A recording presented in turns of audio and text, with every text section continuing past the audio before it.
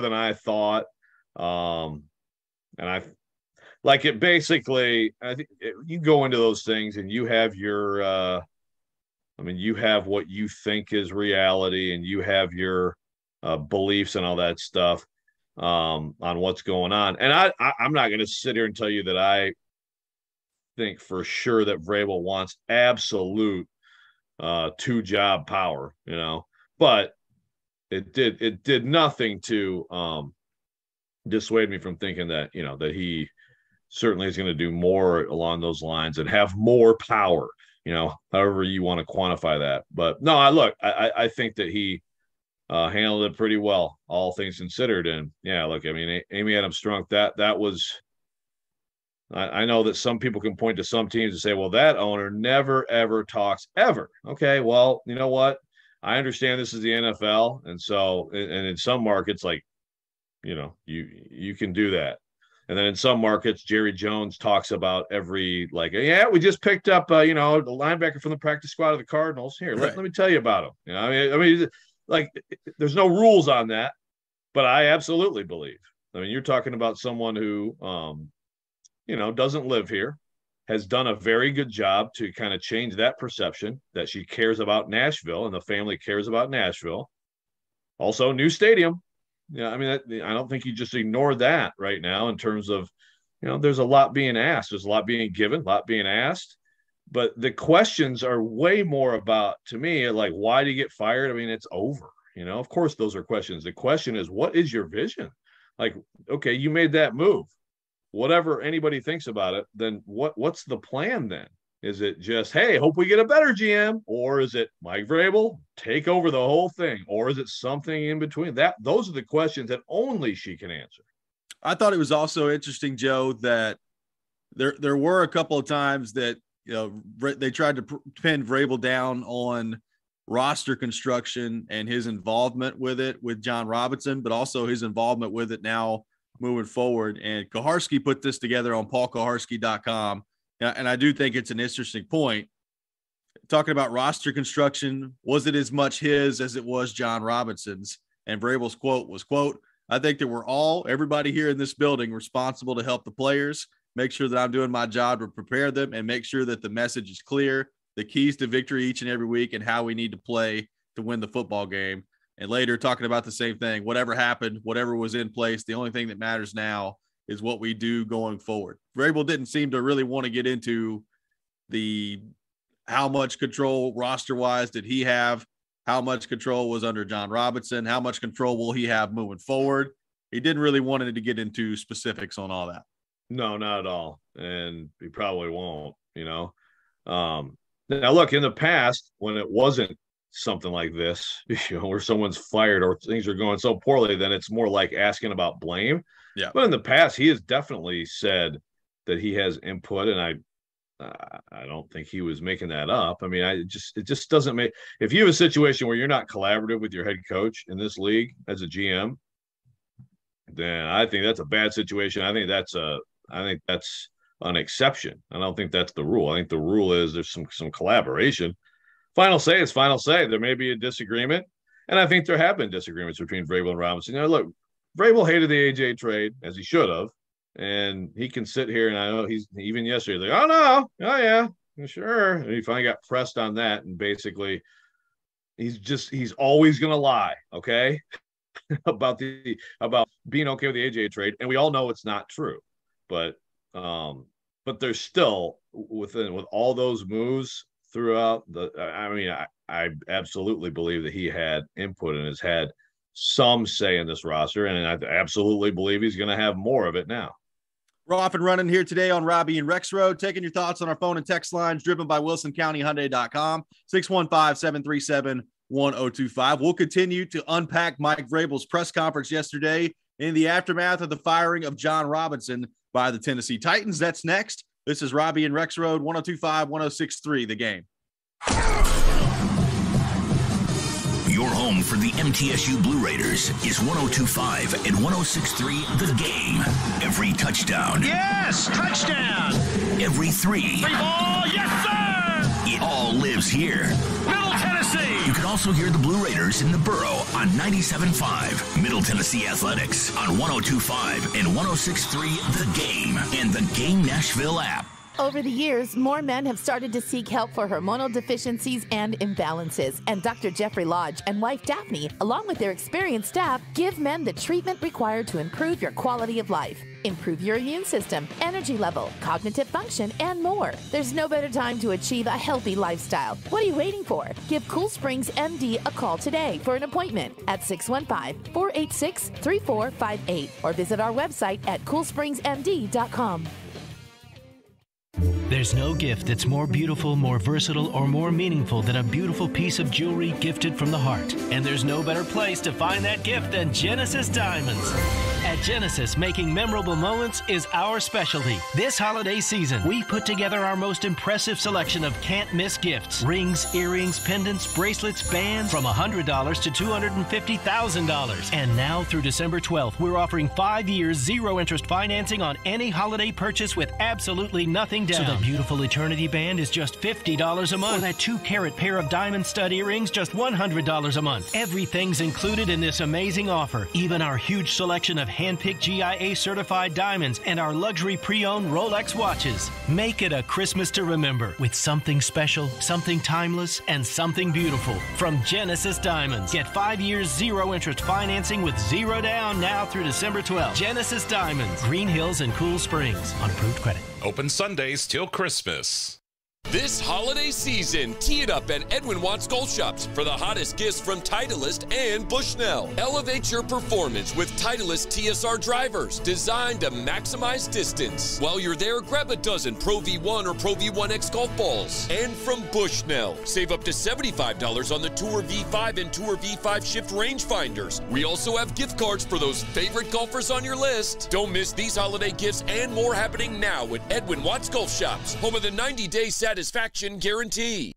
Hey, Robbie Stanley here, and you could start NFL Week 14 off the right way with a no-sweat same-game parlay from FanDuel, America's #1 sportsbook. And it doesn't matter if you're new to FanDuel or already have an account. You'll get free bets back if your Thursday night same-game parlay doesn't hit. NFL same-game parlays are the perfect way to combine your bets for a chance at a bigger payday. You got the Raiders and the Rams coming up on Thursday Night Football. I think I'll go with the Raiders on the money line. Give me Devontae Adams as an anytime touchdown scorer. But you can take it any way you want to take it. Build your own or choose from one of the popular same-game parlays pre-built for you in FanDuel's top-rated sportsbook app. However you want to play, you can bet the NFL on Thursday night with a no-sweat same-game parlay. Just sign up with promo code ROB if you don't already have an account. If you do already have FanDuel, you're all set. Just sign in to see what you've got. Must be 21 or older and present in Tennessee. 3+ legs, minimum $1 bet required. Refund issued is not withdrawable free bets. It expires 7 days after receipt. A max free bet of $5. Restrictions apply. See terms at sportsbook.fanduel.com. Got a gambling problem? Call the Tennessee Red Line at 1-800-889-9789. We want to hear from you. Thanks for taking the call. Join the conversation. Call or text at 615-737-1025. Driven by WilsonCountyHyundai.com. You're listening to Robby and Rexrode on 102.5 and 106.3 The Game and on the Game Nashville app.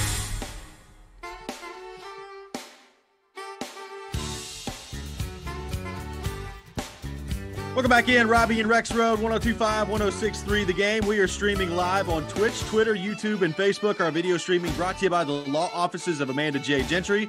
We are live from the Hillside Medical Game Studio on this Thursday morning in Nashville, Tennessee. Talking Titans, taking your thoughts on our phone and text lines driven by WilsonCountyHyundai.com, 615-737-1025, 615-737-1025. So Mike Vrabel addressing the John Robinson situation with the media yesterday, and Amy Adams-Strunk was not addressing the John Robinson situation with the media yesterday. And Joe, as you pointed out earlier, Mike Vrabel was asked about that a couple of different times by Paul Kuharsky from paulkuharsky.com as to why Amy Adams-Strunk wasn't there. Here was kind of that back and forth between Vrabel and Kuharsky yesterday. Where's Amy, Mike, and why on the heels of such a massive move would she not come to talk about it? Well, I think, let me just say that, we all have tremendous support from Amy, from Kenneth, from Barkley, the infrastructure that they've put in place here with the facilities and the people. I'm confident that, we have their full support, and to do our job and to move forward. Amy made a decision and made a statement. So all I can say is thanks for her support as we come to work each and every day. So that was Rabel yesterday, and he was basically asked the same question a little bit later, Joe, and he basically gave the same answer. Like, to me, that was Rabel's way of like, yeah, I'm not going to get into that, but I will thank our ownership group for their support. Like, I didn't, it's a totally fair question by Kaharski. Let me start by saying that. I'm glad he asked it. It's a totally fair question. It's also like Vrabel knows that it's really not a very positive situation for him if he's just like, yeah, I don't know where she is. Don't know what's going on right now. She should probably be here. I tried to get her to show up, man. It's just ridiculous, isn't it, Paul? It's just ridiculous, man. Now I got to answer your damn questions. My gosh. I think one of my favorite things in the NFL is when coaches coaches at some point, they talk about like the billion, like the owners, like families and stuff. Like, I just want to thank, Buffy and like Engelbert the dog, and go through. It's just like at some point you gotta tip the cap to the billionaire paying that big salary, please. That's right. Yeah. So it is a fair question, but I mean, I'll be honest with you, like if it was one of those situations where like I got a one-on-one yesterday, which of course I wasn't, and nor was anyone else. I don't even know that I would have bothered with that, just because, again, like, what is he going to say? Like, that's one of those, like, that's a question it's a question for the Titans, which I think all of us asked. I know I did. And I know Teresa Walker put in the formal requests from the Pro Football Writers too. Amy Adams Strunk, please. And we probably all had conversations with Robby Boren or, someone over at the Titans about that. Vrabel is, I promise you, if all of a sudden there could be an injection of truth serum up there, he'd be like, believe me, I wish she was. Okay. Yes. So, and it is, it's just, it's too bad. I don't have, and I know on Twitter, there's some, there's going to always be like some fans who are like, what would she say? She put out a press release and I saw it, and that's fine. I mean, you can feel however you want to feel about it. The idea, I got into actually several of us got into an angry back and forth with Buck, who's claiming like, the fans don't care to hear from her. I'm like, what are you talking about? I don't know who you're talking to, but that's not true.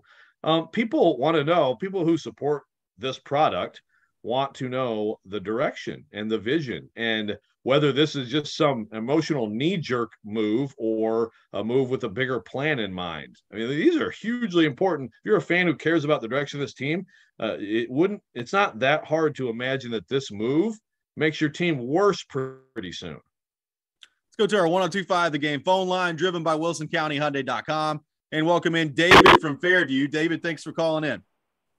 Hey, good morning. Just got two quick comments. First, on the timing of firing John. I think obviously it's about the money, so you got to keep your ticket sales going. You got to appease the fans, and I also wonder if he's interested at all taking a step back with college football. It's pretty good timing for that. But regarding Vrabel's new roles, what concerns me, one, is does he really even have a quick fix for this season? And two, is he going to be so focused on recruiting of next season, is that just going to completely kind of screw up his game plan? So I'll just hang up and listen to your comments. Thanks for the call, David. Well, look, as far as the impact, and we're going to get into this a little bit later, but as far as the impact on this team right now, and we talked about this a little bit yesterday with Ryan Cowden being the interim GM right now, like there's not a whole lot to do at the moment. I mean, you're in 2/3 of the way through the season. You got the regular season game against Jacksonville coming up. There are going to be some minor moves made here and there. But as far as like major personnel decisions, you're not really making any right now because that time has come and gone. Now, what is about to be on the horizon and what, you're already preparing for around the league is, the Senior Bowl's coming up, obviously preparing for free agency for next year and seeing who's going to be available there and trying to, budget out a plan that way. And also obviously the draft. But as far as this team right now, this season, there's not a whole lot right now that is left to be done. Yeah, and look, Jared asked about, like, right now, you were Cowden and basically Vrabel. I mean, Vrabel, I think, wanted to say it's nothing is going to happen of consequence. He kind of said that, but basically said they'll collaborate, and if it came down to it, Amy would make a decision, on something. But again, the decisions now are pretty insignificant. You could have a huge injury. I mean, you never know. This stuff happens.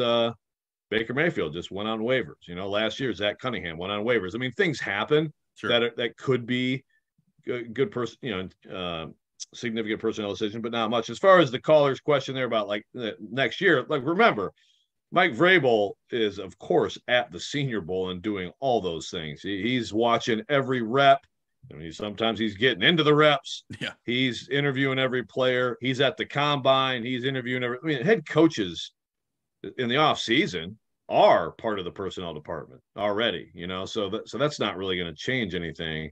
What changes is if you are taking on a bigger role in personnel beyond just having like the power to say, no, we're not doing that, or yet we're doing that. But then that's where, like, in season, you could potentially have more on your plate, which is part of why, I mean, one of the main reasons why I think it's a bad idea. I mean, there's enough man hours spent already to try to put together winning game plans. Yeah. And, as far as the other point about J-Rob and what do you say, college football? Is that what he's saying, J-Rob in college football? I thought so. I don't know. Yes, that's what he said.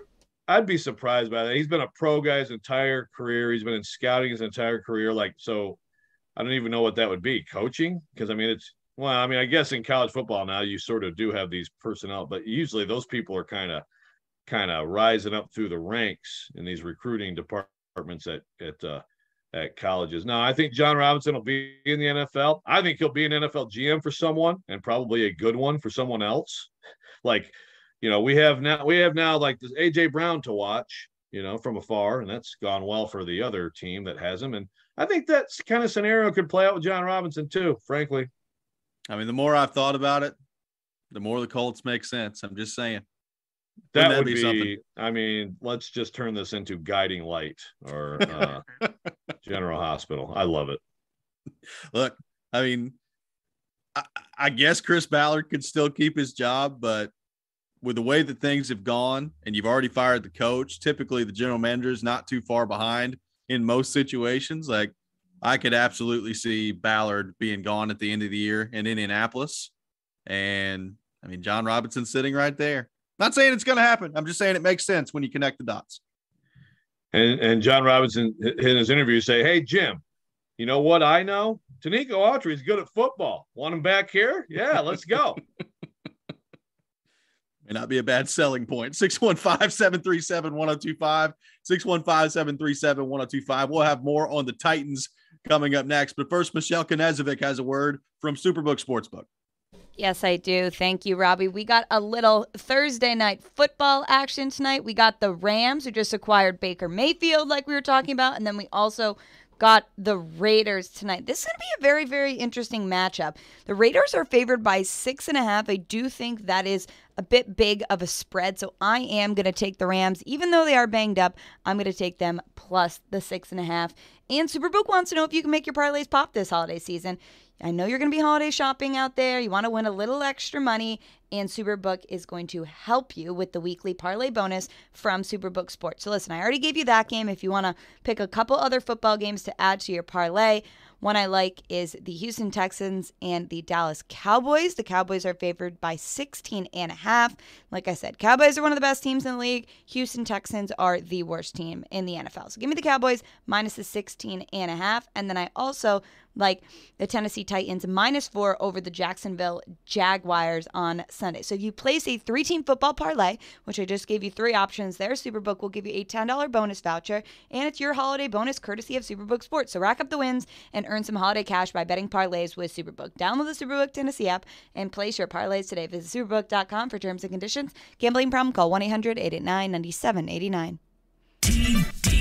ESPN Titans NFL Nation reporter Teron Davenport brings knowledge. 3 touchdowns. He was processing, getting rid of the ball quickly. Passion. Make no mistake about it. He absolutely has to hit the ground running. And expertise on the two-tone blue and the NFL. Join TD every Monday at 11, Thursdays at 3, and Friday morning at 8 for all the latest on your favorite team. Teron Davenport is presented by Craneworks on 102.5 and 106.3 The Game and the Game Nashville app.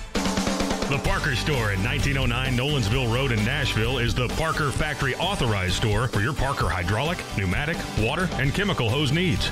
They stock metric tubing and hose connections to 42 millimeters in size, and they'll fabricate while you wait up to 6,000 PSI hydraulic hoses in a 2-inch size. Call the Parker Store at 615-248-8245 for all the Parker requirements you have. The Parker Store, 1909 Nolensville Road. Tune in to ESPN 102.5 The Game every Tuesday afternoon at 4:30 for ESPN's Trevor Maddich joining me, Jared Stillman, on Stillman & Company as we dive deep into the college football world and all the latest from the SEC. It's all brought to you by Houston Clinic Orthopedics, when experience matters. Lift it, load it, grade it, grind it, move it, haul it, rig it, dig it, Craneworks, Rentalworks, yeah! The big dog's got it. Craneworks is ready to help lift Nashville. As the Southeast's most trusted name in crane and equipment rental for over 30 years, Craneworks offers certified operators to make sure the job is done right. Rentalworks has a diverse fleet of equipment to assist in any project, big or small. From forklifts to carry deck cranes, they have it all. When it's time for your next lift, machinery moving, or rigging project, call Craneworks. Visit craneworks.com. Signs First, Nashville's trusted vehicle wrap and graphics one-stop shop. From one-off custom applications to entire company fleets, Signs First delivers superior quality both locally and nationally since 1991. Be creative. Get noticed. Signs First. Go to sfnash.com. Hey, it's Jared. Are you looking to move? If so, do yourself a favor and reach out to my friends at TriStar Moving. You can be assured your move will be stress-free because they've got new utility vans to help with pack jobs to separate your high-value or fragile items from the bulk of your furniture, and their movers are carefully picked and highly trained. No one in the game is doing this. TriStar Moving is raising the standard in the moving industry. When you're ready to move, give them a call. TriStar Moving, 615-640-1219, or online at nationalmoving.org/radio, and tell them Jared Stillman referred you for 10% off. That's TriStar Moving. Guys, we got breaking news. The Titans have fired General Manager John Robinson with 5 games left in the season. That's irrational to me. That's a terrible move. Vice President of Player Personnel Ryan Cowden will take over for the rest of the season. What is next for the two-tone blue? Yes, you can do better. You can also do worse. This is the gamble that they want to take. Keep it locked to 102.5 and 106.3 The Game and the Game Nashville app. Hey Nashville, this is Penny Hardaway, University of Memphis coach. You're listening to Nashville's best sports talk, ESPN 102.5 The Game.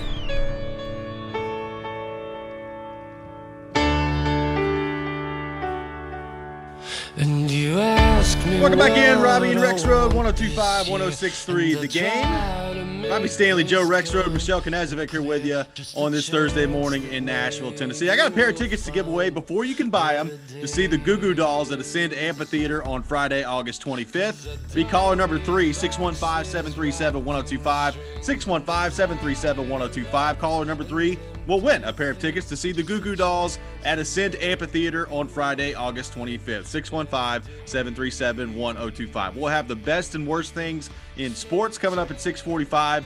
Jared Stillman joining the show at 7 o'clock. Right now, talking Titans, taking your thoughts on our phone and text lines, driven by WilsonCountyHyundai.com, 615-737-1025. So, Joe, we've discussed a lot of what Vrabel had to say yesterday. What did you make of the players' reaction? I know that you were around Kevin Byard in the locker room yesterday. Not a whole lot the players can really say in this situation, but I thought Kevin Byard did have some interesting comments on it. Yeah, and Kevin, Kevin has kind of become, like in these situations in recent years, well, depends on how far you want to go back, but you might go Kevin Byard. You'd probably go Kevin Byard, Taylor Lewan for whatever it is. Obviously, Ryan Tannehill also talked yesterday, and Tannehill basically was like, it's not my job to, he thanked him.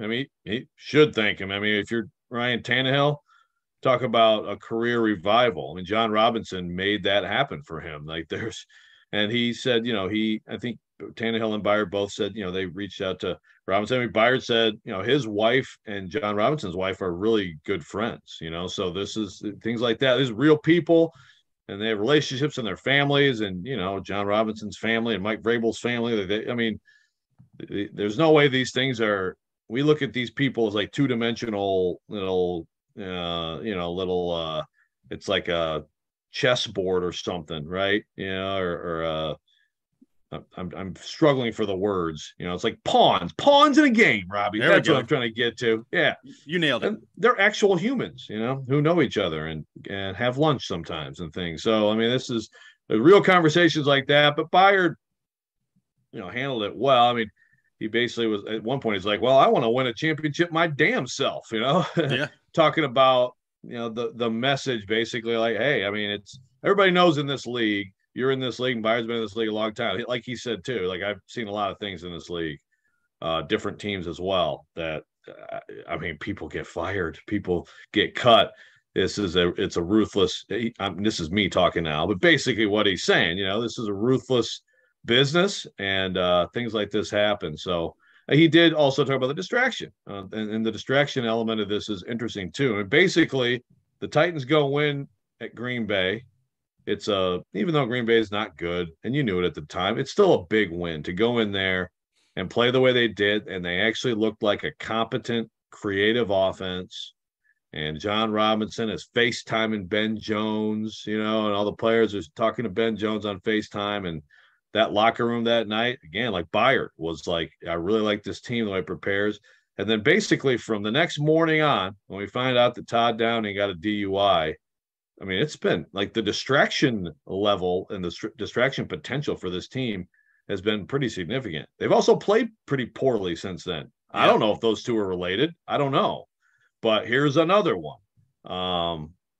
Do I think the players in the locker room are going to be spending all week like this is going to turn, send them into a tailspin? I don't think so. I do agree that like the message sent is not great to your team from Amy Adams Strunk, which is basically like, yeah, I can see that you guys aren't very good. So I'm firing the guy who picked all of you, Right. But ultimately, as Byard said, and we talked about it before Byard said it, like, I mean, you're evaluated every day on the film in practice. You're evaluated every day in the film in the game. So you better be focused on that. If you're not focused on that, then you're in trouble. Jeremy from Cookeville on the text line, driven by WilsonCountyHyundai.com, says, I really think the main reason for Robinson being fired is the inability to draft in the first and second rounds.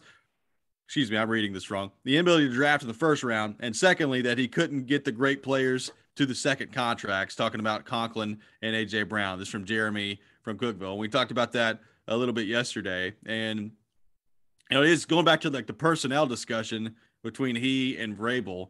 Vrabel did acknowledge yesterday that I think he was asked as to whether or not anybody was ever brought in, like draft-wise, that he didn't approve. And he was like, no. Like, we talked about that yesterday. Like, if you're going to get mad at some of the draft selections from John Robinson, well, Mike Vrabel gave his stamp of approval on those draft picks too. And look, it's the NFL. Some of your draft picks aren't going to work out. And I thought, Caroline, Willie, and D-Mace did a good job of talking about this yesterday and appreciated D-Mace's perspective on it. I mean, it's the NFL. You're going to miss on a lot of draft picks. It's just the way that things go. But, I mean, I thought it was interesting that Vrabel kind of acknowledged that yesterday. I'm like, yeah, I mean, I brought in, not that he brought him in, but I was on board with a lot of the draft picks too. Because he's the head coach. Of course he would be. Yeah. Yeah, absolutely. Now, look, if someone has to get held accountable for it, well, then it's going to be it's going to be whoever ultimately had the final say, right? Like, did John Robinson break some ties on some players? I'm sure he did, right?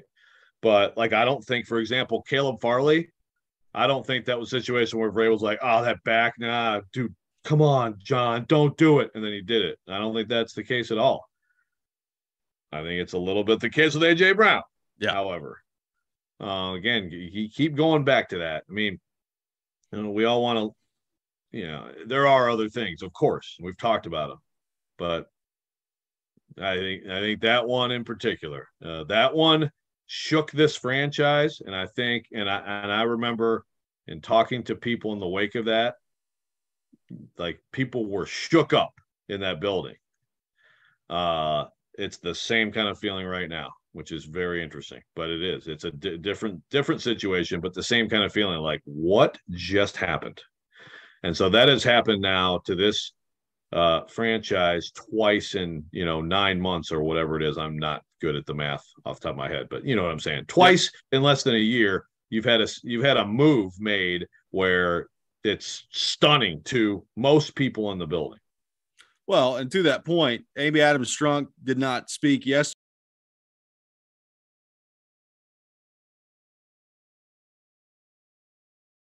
Do you think that could change if it didn't happen yesterday? Do you think there's any chance it happens before the end of the season at this point? No, I mean, unless someone's able to grab her, as she's obviously, I expect her to be at the game Sunday. I mean, unless someone's able to, basically ambush it. I mean, the thing is, I know in the past, I've gone right up to Amy at different things and just started talking to her, and she was always cool about it. Now, it's a lot easier when it's like the Titans win this crazy game in Kansas City at -1,000,000 degrees, and like, wow, Amy's walking around, you're like, hey, can you talk? Yeah, sure. Do an interview. That's a lot different than now. Yeah. When when a lot of people are upset. Although again, I guess a lot of fans are happy. So, but I would say the next time that she formally agrees to talk would be when they introduce the GM. If they're going to introduce a GM, I guess if they're just going to say Mike Vrabel is your new overlord, then I guess you may not even have a presser for that. And again, I absolutely expect them to name a general manager. Really, it's the question of New Orleans Saints. In recent years, Mickey Loomis is a very well-known GM, right? Sure. I mean, it's the New Orleans Times-Picayune reported very clearly that like Sean Payton was final say there. So there will be a GM here. It's just going to be the question of, like, is he a GM who always has to defer to Vrabel? What was the name you threw out there yesterday? Vratator? The Vratator. All hail the Vratator. The Mike Tater? Maybe so. Which one do you like better? I don't know. Michelle? You can trademark this right now. Kind of reminds me of tater tots.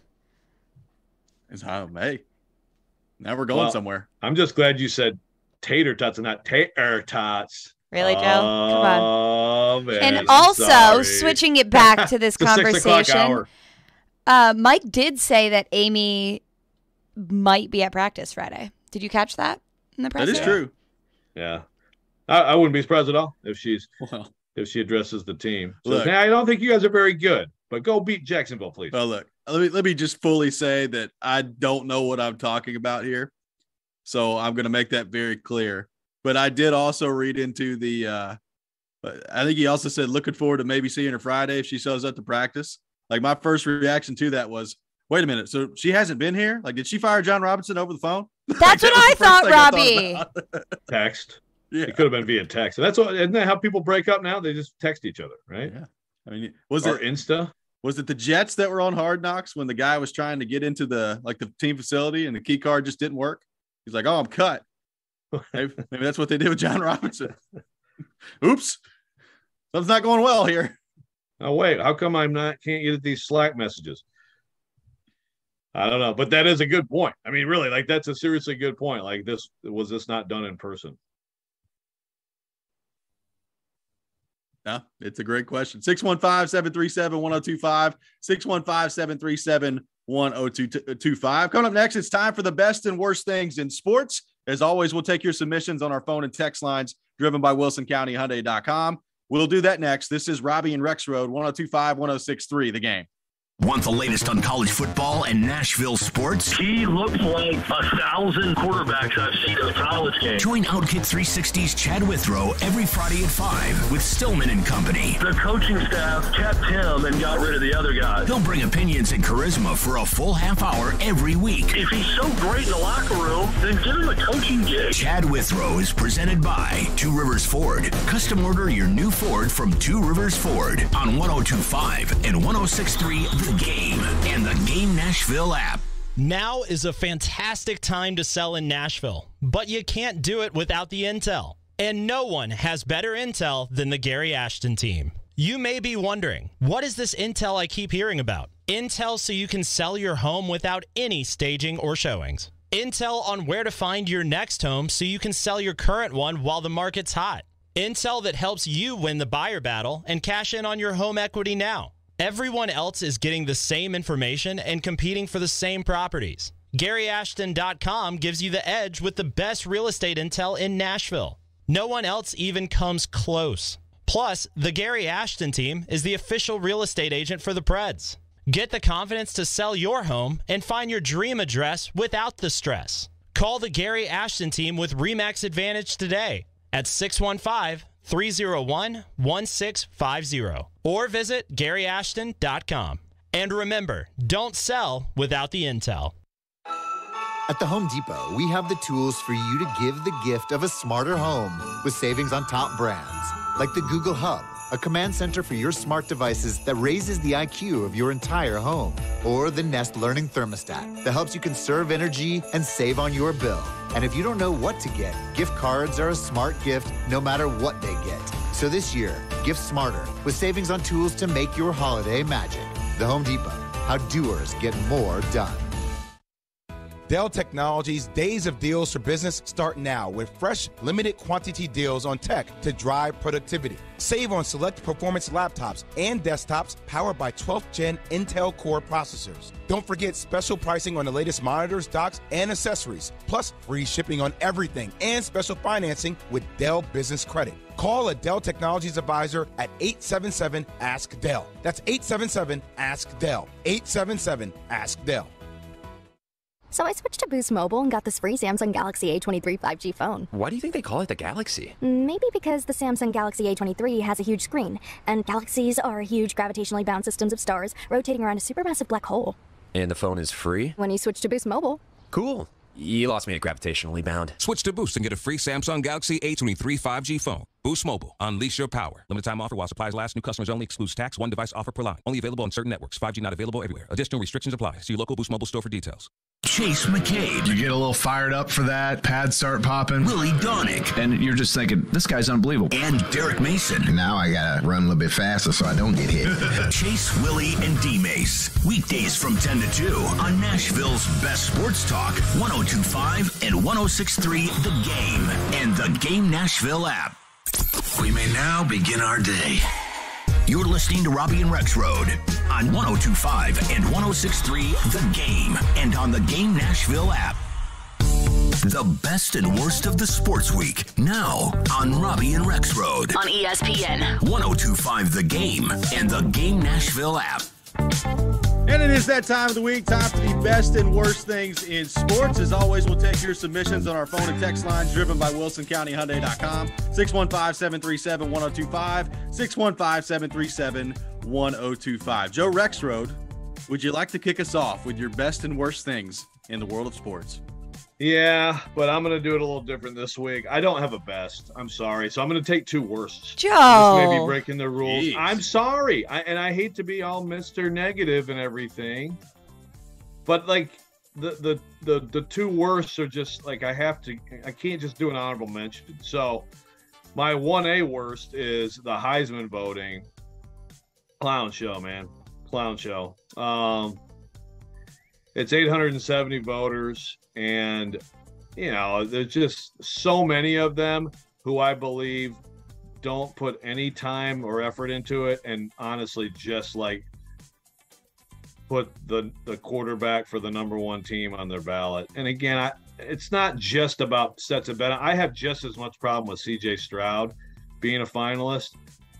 or even just Hendon Hooker not being the 5th person added. If he ends up 5th in the voting and didn't get a trip to New York, I think that's totally bunk. Pay the money for Hendon Hooker, Heisman committee, to go to New York if he's 5th.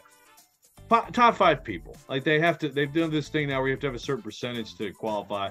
But the fact that Hendon Hooker didn't have that percentage is an indictment of the voters. It's sad. So that's 1. And 2 would be Amy Adams Strunk firing John Robinson. That's also a worst in sports. It's a bad move. Look, it may work out. We have no idea. Mike Vrabel could take over and be the greatest evaluator of talent ever, or the new GM better than John Robinson or whatever. Who knows? I don't know where it's going. I can't predict these things. But right now, in this moment, my God, is it a bad move? Zero positivity from Joe Rexrode in today's edition of Best and Worst Things in Sports. Zero. Yeah, I don't love it, Joe. I don't love it. Can one of you do 2 bests? I have 2 bests, actually. So hey. There we go. A good transition. And I couldn't choose. And now I'm like, okay, well, if Joe's doing 2 worst, then I will even it out and do 2 bests. So my first honorable mention as the best in sports this week. So the NCAA approved a bunch of players on the University of Virginia football team. If you guys remember just the horrific murdering of 3 of the players, they awarded them an extra year of eligibility. So because their season, how do you even go on after that? So I thought that was great that the NCAA stepped in and awarded those guys an extra season. Obviously, it doesn't help inform in terms of grieving and things like that, but just awesome. They're able to get another chance to play another year of football. And then my second best in sports this week, actually, my mom sent this to me. It was on the Today Show yesterday, and it's a local story. I'm looking at it on WSMB right now. But so the Tennessee Department of Education reported that 30% of Metro Nashville public school students were chronically absent. So they've paired with Vanderbilt, and Vanderbilt student athletes have been, so a bunch of baseball players. They've also got some football players and some women's basketball players wake up early, and they will go to these schools. And when the students walk in, they'll give all the students high fives. And they said, it's just an incentive for these kids to get up. And, if you're in elementary school and you see some of these collegiate athletes that you go and you're at some of their games, like, this is awesome for them. And they said it's been helping getting these students excited to go to school, and they run up and down the hallways and give them high fives. There's all these cute pictures and videos. So I just thought that was pretty awesome. So I'm going to give all the positivity for my best in sports this week. There we go. I like it. Michelle with the positive approach. Rexrode, nothing but negative today here on the program. Usually how it goes. Yes. My best in sports, Tennessee Clemson in the Orange Bowl. I'm fired up for it. It's going to be awesome. I think, I hope it's going to be awesome. I think this has a chance, and you brought it up. And Adam Sparks put out a piece this morning at Knoxville News Sentinel talking about how it has a chance to be maybe the best bowl game that's not a college football playoff game. I think that absolutely has a chance to be the case. I think it's a really intriguing matchup. I think it's a big opportunity for Tennessee for a lot of different reasons, recruiting, seeing what you got in Joe Milton, a lot of different things. And I'm interested to see how Tennessee comes out and plays in that game. But I am very excited for Tennessee and Clemson down in the Orange Bowl. So that is my best thing in sports. My worst thing is the firing of J-Rob, specifically the timing of it. I'll give an honorable mention, and Michelle's really not going to like me for this, but I'm going to do it anyway. There is a report out there from Brett Greenberg that Graham Mertz, who was the starting quarterback at Wisconsin, might be transferring to Kentucky. And if that is the case, this is a hilarious day. Because let me tell you something. Graham Mertz is very bad. He is very bad. I've watched Graham Mertz play a lot, and I know that it's the Big Ten, and I will say that his offense not necessarily conducive to him throwing the football around all that much up there in Wisconsin. But man, has he been bad. So yeah. I don't know how it's gonna go. Well, he's just backing up their superstar quarterback, whoever that will be. Yeah, exactly. They're going to get everyone in the transfer portal. They're going to have options. It's all going to be all is well in the world. And actually, I have a quick bad in sports. People saying that Will Levis is a bad leader because he's not playing in the Music City Bowl. That is an absolutely terrible take. So yeah, I mean, I can't believe we're still doing these things. We're still doing this now? And he has no reason to play. Yeah. He's not, by the way, he's not going to be alone. There are going to be several opt-outs in bowl season. So many. And by the way, the Music City Bowl, Kentucky and Iowa, 2 of the worst offenses in the country, 2 of the best defenses in the country, and the quarterbacks aren't playing. My. Could be a doozy out there. Defensive touchdowns, baby. Could be. Hey, I love defensive football. Let's go. But hey, it's bowl season. I mean, it very well can end up being 45-42. We never know. That is true. I don't think it's quite going to approach Tennessee-Purdue from a year ago. Yeah, it was like a Bowl's dream, you know, like a touchdown every other play. Yeah. Keith on the text line says, worst thing in sports next year when no one has the GM title so we can go through another full year like the Shane Bowen situation. Yes. God. It's all coming back around, Joe. We could ask Vrabel on a weekly basis. Are you the GM? Who else? Why don't we have anybody named GM here? He would love that. That's actually a great worst. And also it's like, oh my God, you're right. It's going to be so Patriots, isn't it? It's just going to be like, I don't know who's doing what. Is Matt Patricia your offensive coordinator? Well, you know, he's executive, manager of the football operations on the offensive side of the ball. Oh, okay. Joey so who called those crappy plays? That's right. Joey from Bellevue says best in sports was Jalen Walker from Georgia picking up LSU's quarterback with one arm like a rag doll and pointing to the sky with his other hand. It was wild. I've never seen someone sack the quarterback like that. Did you see that, Joe? Yeah, it was unbelievable. I thought it was kind of brilliant because it's like, obviously that's one of those moments where you get a 15-yarder because you then throw him to the ground. But instead he was just like, yes, celebrating. That was pretty brilliant. He was kind of laughing too. Jaden was kind of laughing a little bit. He's like, you let me down, man. Like a dad taking his son to school or something in there. It was pretty incredible. Yeah. John on the text line says the best in sports is Shaq getting pushed into the Christmas tree on NBA on TNT. God. Yes. Absolutely hilarious. Good job. You missed it. Just go look up Shaq Christmas tree and the video will come up of Kenny Smith basically body checking Shaquille O'Neal into a Christmas tree. It was awesome. Amazing. Continues to be the greatest show. I had a little bit of an argument last night with Jared. I know that you'll be surprised by that. Yes. But basically, like I don't watch these argument shows. Like they're just. But he's like, they're the best shows. Yeah, they're the greatest. But I was like, but inside the NBA is technically an argument. There all the time. That's the greatest show in television history. So see, there's the distinction, right? There we go.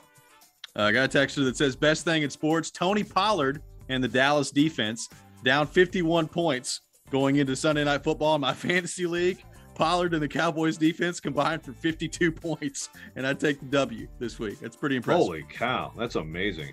I got knocked out of the playoffs by Tony Pollard, but still, I tip the cap to that. Brian on the text line says, the best is J-Rob is out. So Brian apparently a big fan of Amy Adams' Strunk move to fire John Robinson.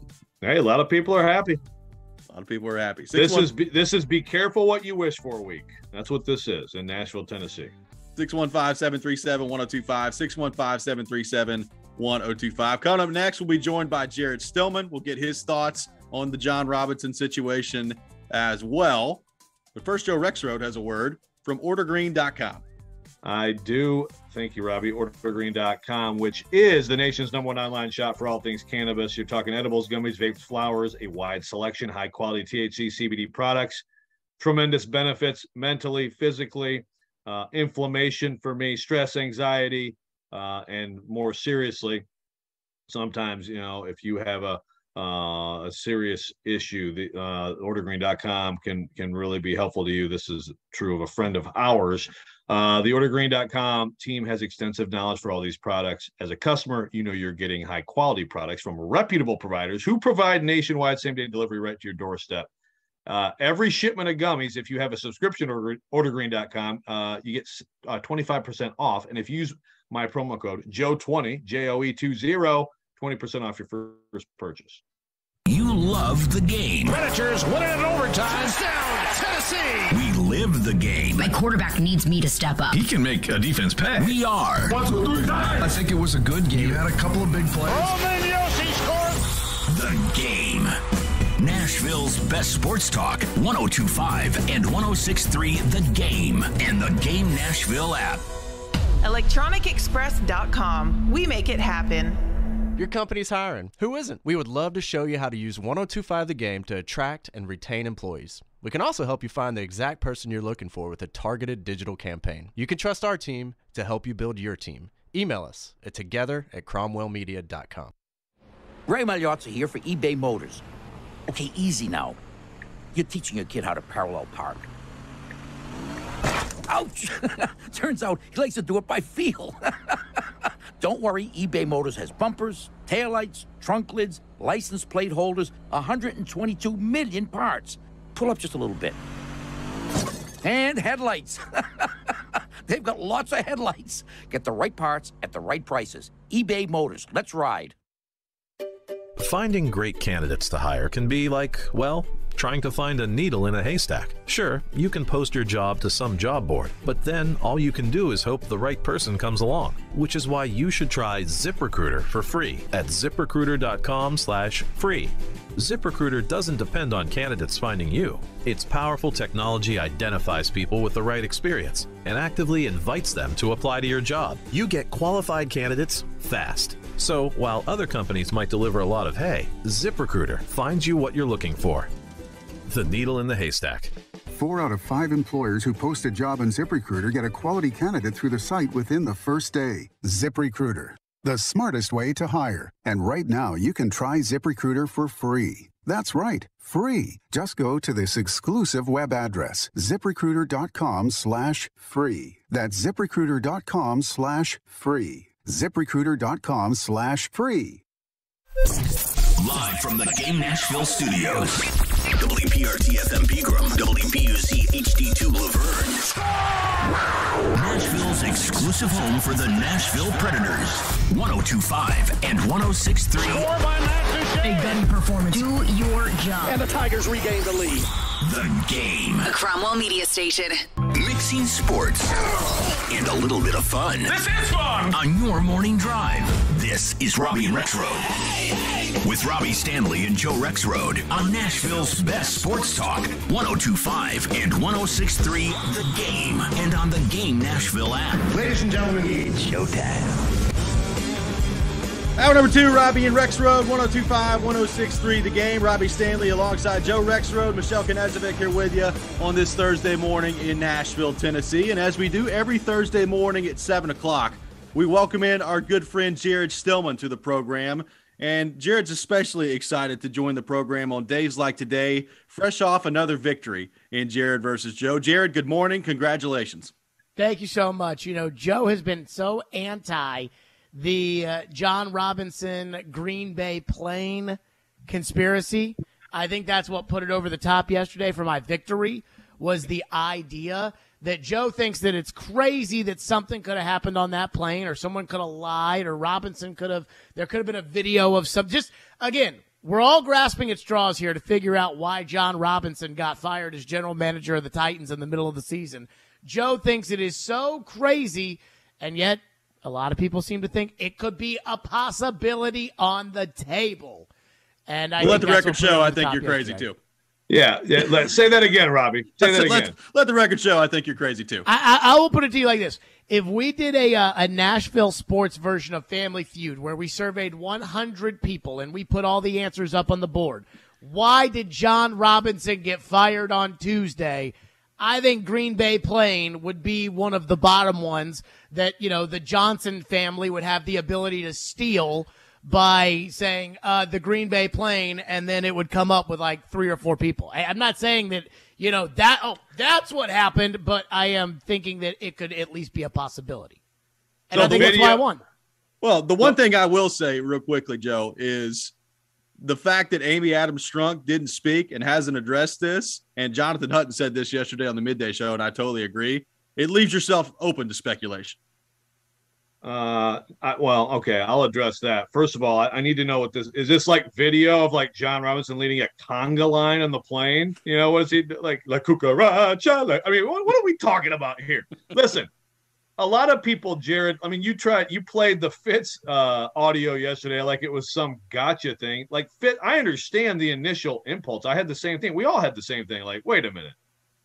Okay, this can't just be like firing the GM for performance, right? Like, what happened? No, I understand that. And I understand that the plane in Green Bay comes in. Like, I totally agree. Of course. I think most people who follow this closely would think that something happened there, but then you think it through. So let's think it through.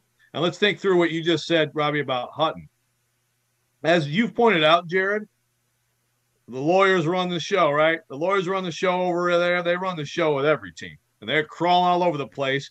And, you know, there's a lot of times. This team's team president is a lawyer. Like, he's the former general counsel of the organization.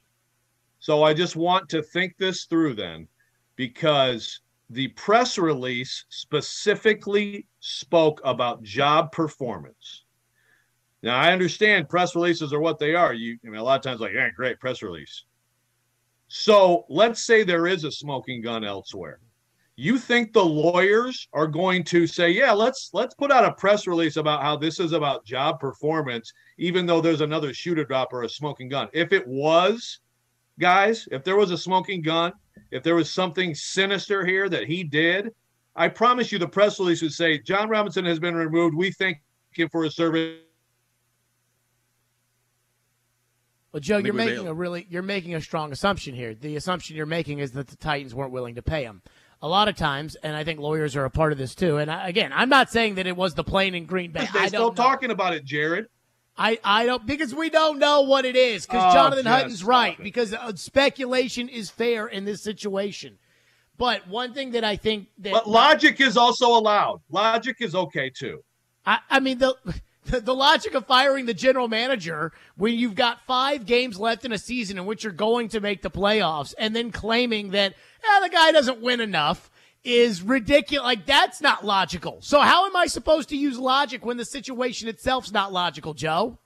Just understand that lawyers run the place. So things like I've got 3 letters for you, Joe. NDA. You're sitting there talking about, hey, Robinson, if he did something wrong, why would they put out a press release saying that it was team performance when could you not see the Titans saying, hey, we're just going to make this go away, so here's this amount of money, sign the NDA, goodbye, we're done, it's over. You can go get another job too. Go back to John Gruden's emails. The first email that came out on a Friday night for John Gruden. You remember this, right? The first email that came out by the Wall Street Journal. That's a great example. That helps me, yes. The first email that came out was about DeMaurice Smith. It was really ridiculous, but it wasn't as bad as the other stuff. If Gruden had resigned on Friday night or Saturday, his career probably wouldn't be over. He'd probably still be doing Monday Night Football. Instead, Gruden decided, hey, no, I'm going to coach. I'm going to show him. And then all the emails came out on Monday. Sometimes it's, hey, man, we'll give you X amount of dollars, sign the NDA, go away. You'll still have a career somewhere else in the NFL. I don't know. Nobody knows. You act like you know. You don't have a clue, Joe. You don't know what happened, whether it was strictly job performance or not. You don't know. None of us know because nobody's saying anything. Right, but I do know. Okay. And here's the thing. Enlighten us, please. I'm trying. Jared, do you think that signing an NDA, if again, let's make yourself a lawyer with the Titans. If John Robinson does that, then you're like, well, great, then it'll never come out. No way. As long as he signs the NDA, everything's just fine. Come on, man. Again, apply logic to the situation. That example with Gruden is a perfect example. And you know what? I think the way you laid it out is correct. But it's a perfect example of if there is something, you cannot have certainty that it will not come out. In fact, you can probably have certainty that it will. Well, considering that John Gruden is suing the NFL, I'm pretty sure he didn't sign an NDA, Joe. Oh my God. Okay. Again, do you understand what I'm saying, Jared? Like, why do you have to then try to divert the conversation? I understand what you're saying, but I think what you're saying is wrong. I think the reason that we haven't heard from Robinson's side in this is because Robinson got paid one way or another.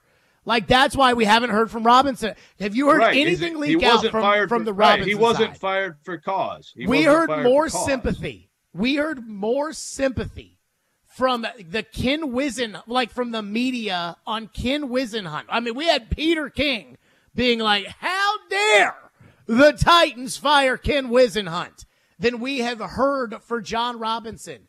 John Robinson is not pleading his case to anybody. You know why John Robinson's not pleading his case? Because he got his money. That's why. And he probably did sign an NDA.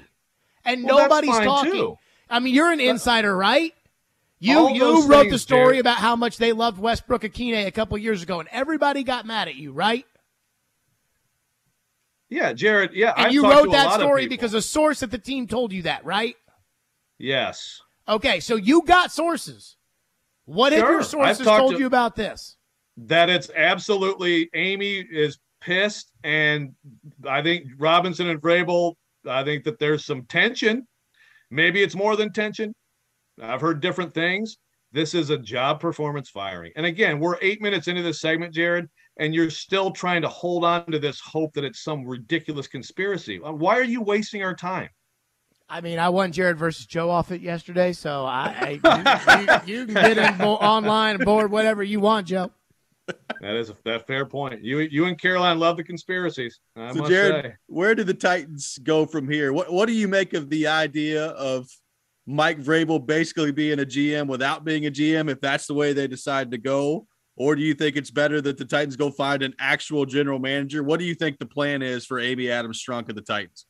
Okay, so what I think the plan is and what I want are two totally different things. I think the plan is Mike Vrabel's going to run the football team. And the key there is to look for the title executive vice president. That's a big deal in the Oilers/Titans organization, is that official title of executive vice president. John Robinson had it. They've got like 45 vice presidents over there. But if you're an executive vice president, that's a big deal.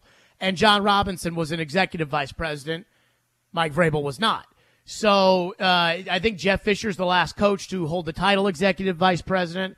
If Robinson is the executive if Vrabel is the executive vice president, then he's running the football team.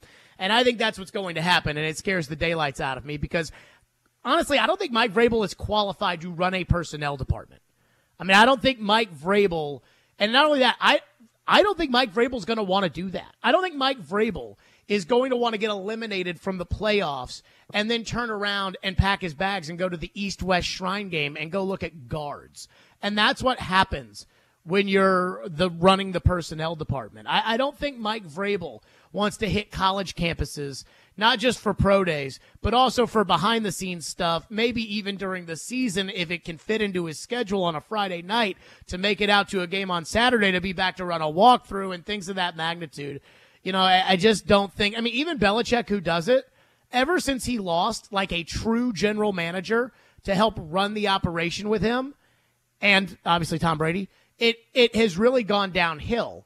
So I hate it. I think it's what's going to happen. I think we're going to be stuck with Vrabel picking the players. I think Vrabel thinks he can do it because I think Vrabel's the I can do it kind of guy. But I think the Titans are screwed if that's the route they go, and I think that's the route they're going to go. Well, what if it's – because I totally agree that if you add more to someone's plate – I mean, Fitz made this point in your show very well yesterday. You add all that to someone's plate, how are you expecting them to, perform well and perform as well in the main job they already have? But you also do have situations with, legitimate GMs who apparently are just okay with the head coach overruling them in certain situations, right? Which it's my understanding of like Loomis and Peyton in New Orleans. I've heard different things about Pete Carroll. I've heard different things about I can tell you right now, Pete Carroll has final say on that job. I can tell you that right now. So let's take him then. So Pete Carroll, and yet you still have a lot of, the legwork is done by everybody else, and then you just have that power. What if it's that? I mean, I'm not saying, I have no idea if Vrabel is good. I mean, he's had a lot of input on a lot of these moves that have been bad, but that is different than what you're talking about, though. Yes. So years ago on an Ask the GM, somebody called in and they said to Floyd, "What would you rather have, a good scouting staff or a good coaching staff?" And he said a good scouting staff. And I think he's uniquely qualified to answer that question because he was both a coach and an executive who really relied on scouting.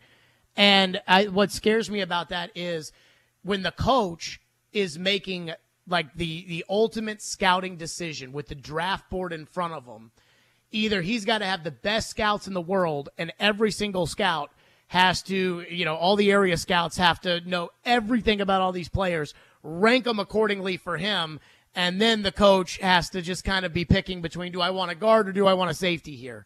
And I don't think that the Titan scouts are that good, as we have seen the last couple of years.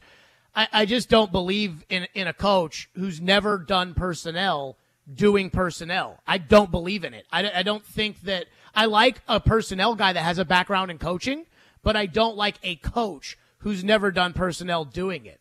I mean, I worry that it's going to be Bill O'Brien running the Texans, and all of a sudden the impulse of got to have Laramie Tunsil is going to turn into got to trade DeAndre Hopkins, because that's what happened there. And that was a total power struggle, and why they put Bill O'Brien in there for personnel is beyond me. I just Vrabel has no personnel background, like zero. What does Mike Vrabel know about the difference between a right guard and a safety when it comes to which guy's better with the 17th pick? And so I don't like it. And maybe Vrabel's a super genius and I'm crazy and he's going to go win 9 Super Bowls and he's going to be, this era's Chuck Noll. But I do not foresee that happening when Vrabel has no experience running a personnel department. And I know deep down inside, as good of a coach as he is, and I think he's the best coach in the league, as good of a coach as he is, the scouting and personnel, that guy matters more than the coach. Jared, congratulations on yet another victory in Jared versus Joe. We appreciate yet you another. Joining us this when morning. Was his last one? When was his last one? Halloween? I'm just saying he has won multiple times before. Congratulations on yet another victory, and we'll talk to you next week. Thanks, Robbie. See you guys. All righty. Jared Stillman, our guest here on Robby and Rexrode, joins us every Thursday morning at 7 o'clock. We'll react to what Jared had to say there. Take your thoughts on our phone and text lines driven by WilsonCountyHyundai.com, 615-737-1025. You can start NFL Week 14 off the right way with a no-sweat same-game parlay from FanDuel, America's #1 sportsbook. And it doesn't matter if you're new to FanDuel or already have an account. You'll get free bets back if your Thursday night same-game parlay doesn't hit. NFL same-game parlays are the perfect way to combine your bets for a chance at a bigger payday. Little Thursday night football action tonight, the Raiders and the Rams. And it looks like Baker Mayfield may play tonight for the Rams. So we'll see what happens on that front. Devontae Adams is on an absolute heater right now. I'll take him over on receiving yards. I'll take him as an anytime touchdown scorer as well. And I'll take the Raiders on the money line. But you can take it any way you want to take it. Build your own or choose from one of the popular same-game parlays pre-built for you in FanDuel's top-rated sportsbook app. However you want to play, you can bet the NFL on Thursday night with a no-sweat same-game parlay. Just sign up with promo code ROB if you don't already have an account. If you already have FanDuel, you're all set. Just sign in to see what you've got. Must be 21 or older and present in Tennessee. 3+ legs, minimum $1 bet required. Refund issued as non-withdrawable free bets that expire 7 days after receipt. A max free bet of $5. Restrictions apply. See terms at sportsbook.fanduel.com. Got a gambling problem? Call the Tennessee Red Line at 1-800-889-9789. Every Wednesday at 8:45. Join Robby and Rexrode for The Choice is Yours. 2 sports questions, 2 non-sports questions. They'll answer a couple of questions about life and sports. The Choice is Yours is built by Jared Companies. You have a choice. So when you have a need for site and utility work and asphalt services, the choice is simple. It's Jared Companies. For more, visit JaredCompaniesInc.com. The choice is yours. Wednesdays at 8:45 on 102.5 and 106.3 The Game and the Game Nashville app. They say a good craftsman never blames their tools, and the best always choose the right one for the job. For the builders and makers of this world, nothing beats knowing you've got what you need to get the project done. Northern Tool is a problem solver's paradise. And with savings of up to 50% off and great new deals dropping every week, we've got the perfect gift for all the solvers on your list. We're made for this. Come see us in store or shop online at northerntool.com. How to say I love you without words and make your money go further this year? A beautiful piece of jewelry from Genesis Diamonds, and we're making it easy with 0 interest financing. That's right. While interest rates are on the rise everywhere else, at Genesis Diamonds, we're lowering rates all the way down to 0% with 0 down. This is in addition to Genesis' amazing, unbeatable value prices. How about a 5-carat diamond bracelet for only $85 a month? Or a luxury pre-owned Rolex Submariner or Datejust? Pay nothing down and spread the cost over 5 years. Everything's included in this amazing holiday offer, but this is only through December 12th, so shop early. Unique designer jewelry, colored gemstones, classic diamond studs, handcrafted engagement rings starting as low as $35 a month with 0 down. Even our GIA certified diamonds are included. Let Genesis help you find that remarkable gift for the season and enjoy low payments and 0% financing for 5 years with no money down. Merry Christmas from Genesis Diamonds, Green Hills and Cool Springs on approved credit. Open Sundays till Christmas. Harman Energy is now hiring drivers for their Nashville team. Harman Energy is Tennessee's petroleum solution for major industry. Right now, they're offering competitive compensation. Fuel tank wagon drivers start at $26 an hour. Fuel transport drivers, $29 an hour. Plus, there's a $4,000 sign-on bonus for CDL drivers. Top quality benefits and a great place to work, Harman Energy employees provide totally outrageous customer service. Come be an employee owner with the Harman team. Apply now at harmanenergy.com. Well, you've got the whole world listening. What do you got to say? Never miss a moment of the show. Subscribe to the Robby and Rexrode podcast on iTunes, Spotify, and wherever you get your podcasts. You're listening to Robby and Rexrode on 102.5 and 106.3 The Game and on the Game Nashville app. Who has final say on the roster between you and Ryan? I mean, I think ultimately Amy does. I would say that, you know, we're just trying right now to work forward to see where we're at with the guys to finish the season. You know, we've signed guys, we've brought guys in, we've signed John Reed, Terrell Basham before that. I don't see that as being something that's even, you know, any sort of issue. You know, I mean, we're trying to find some guys out there that may help us going down the stretch. That was Mike Vrabel yesterday at the press conference. No, an interesting response there on who has final say. His response was Amy.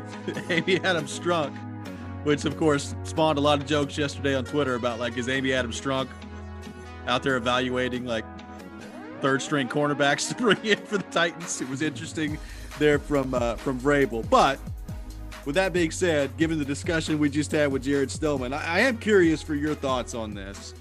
In the aftermath of the John Robinson firing, I have no idea what the Titans are going to do and whether or not Vrabel is going to be the guy that ends up having final say, quote unquote.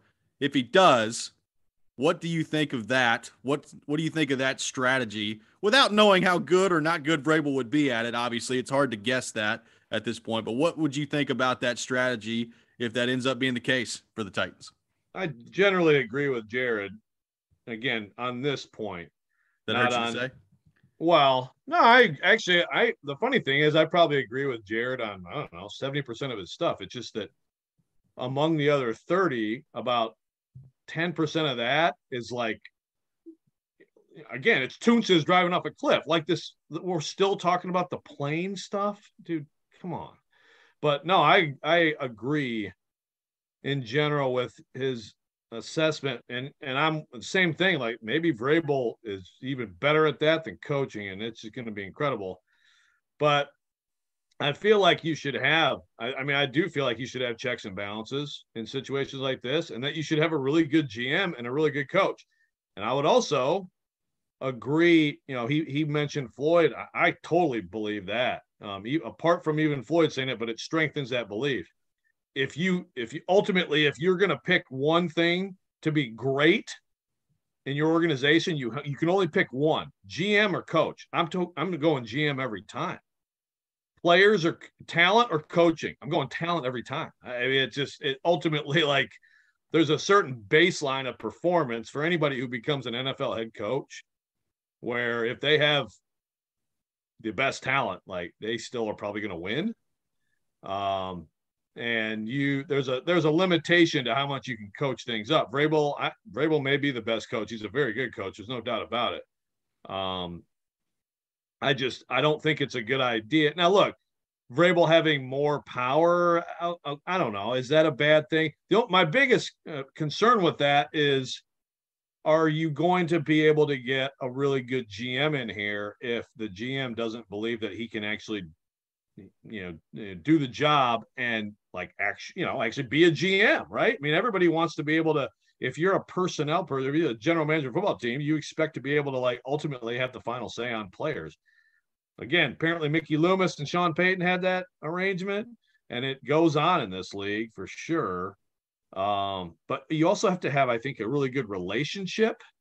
That's why it's just too bad with Robinson and Vrabel. Whatever happened, I think basically what happened is that things started going the wrong way, and there was frustration. Vrabel expressed his frustration many times. He said yesterday, pointed out to me or show it to me. It's like, dude, I got 5 for you right now. If you want to pause the press conference, if we had the audio here, let me play this and this and this. And Kaharski brought up a couple of them, and he expresses frustration increasingly this year.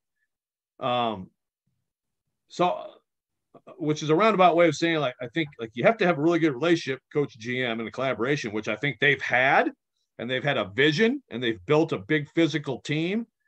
So I don't think just bringing in whoever and then just saying, Vrabel, you're really in charge. I don't think that that's smart. I don't think that that's the right way. I think you have to take this opportunity to go get somebody really, really good. And maybe Jared's right that you do have to look at this and say, okay, the scouting, does that need an overhaul and upgrade?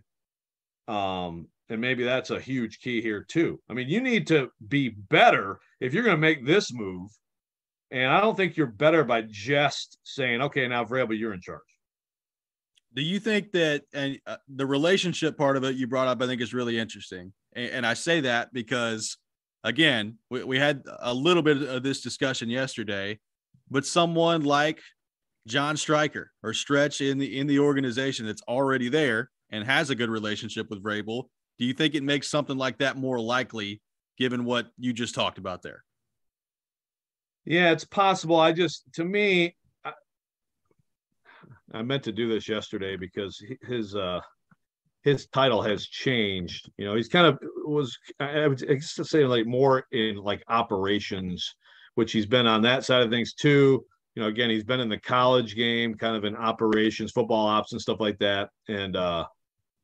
But certainly I think the idea for him is to be more, personnel and things like that. So let's see, his title right now is football development coordinator, which is actually technically under the coaching umbrella.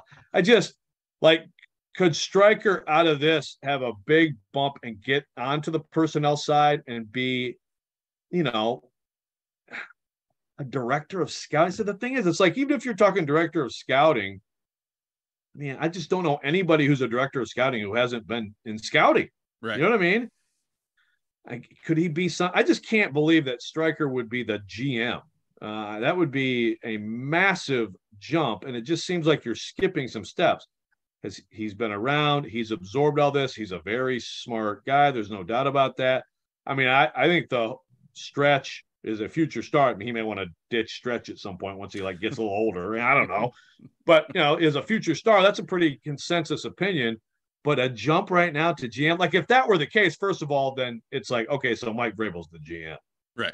I feel like a bump for him and a place in personnel that's significant to put him on that path makes sense. I'd be really surprised if it's all the way to GM here. Coming up next, we'll be joined by Predators assistant coach Dan Lambert. We'll get his thoughts on the Predators as they prepare to take on the Tampa Bay Lightning tonight down in Florida. That's next. This is Robby and Rexrode, 102.5, 106.3, The Game. Want a chance to win tickets to an upcoming Preds game? Yes. Tune in to Robby and Rexrode every weekday Preds game day at 8:45 for Preds Pick to Click. Guess a goal scorer and win. I'll take Roman Yost. Matt Duchene. Pick to Click is brought to you by TJ Anderson Homes of Benchmark Realty. Visit tjandersonhomes.com to see why they are referred so often. And by Superbook Sports, voted #1 sportsbook in Vegas. Download their app today. Preds Pick to Click. We are 102.5 and 106.3 The Game. Winning this award is truly like winning the Super Bowl of car dealer awards for Mercedes-Benz. Edwin Vickery, General Manager of Mercedes-Benz of Music City. Culture eats strategy for lunch. You have to hit on all cylinders to win this award. You can strategize all you want. You got to still have the right tools, and our tools are our people. Live the dream with 3-time Mercedes-Benz Best of the Best Award winner, Mercedes-Benz of Music City. Go to mbofmc.com. Christmas shopping is in full swing at Electronic Express. Come into our convenient locations for great deals on all of your favorite brands like Samsung, Microsoft, LG, Sony, Apple, and more. Electronic Express has huge savings in every department. 4K TVs, computers, appliances, smart home, headphones, gaming, and more. Save up to 40% with up to 48 months free financing. Shop in-store or online at electronicexpress.com and get free express delivery on most items. Electronic Express. We make Christmas happen. Hello, everybody, and welcome back to Fansville, where the refs are always wrong and Dr. Pepper is always right. Always. Where the mountains are capped with cooler ice and children learn the 23 flavors of Dr. Pepper before they learn the alphabet. Smart. It's the one place where a man is a 6 unless he's wearing face paint. He's a 10. And where fans deserve a Dr. Pepper no matter if they win or lose. But we're gonna win. Get ready for anything to happen this college football season on Fansville by Dr. Pepper. The one fans deserve. Grab some today.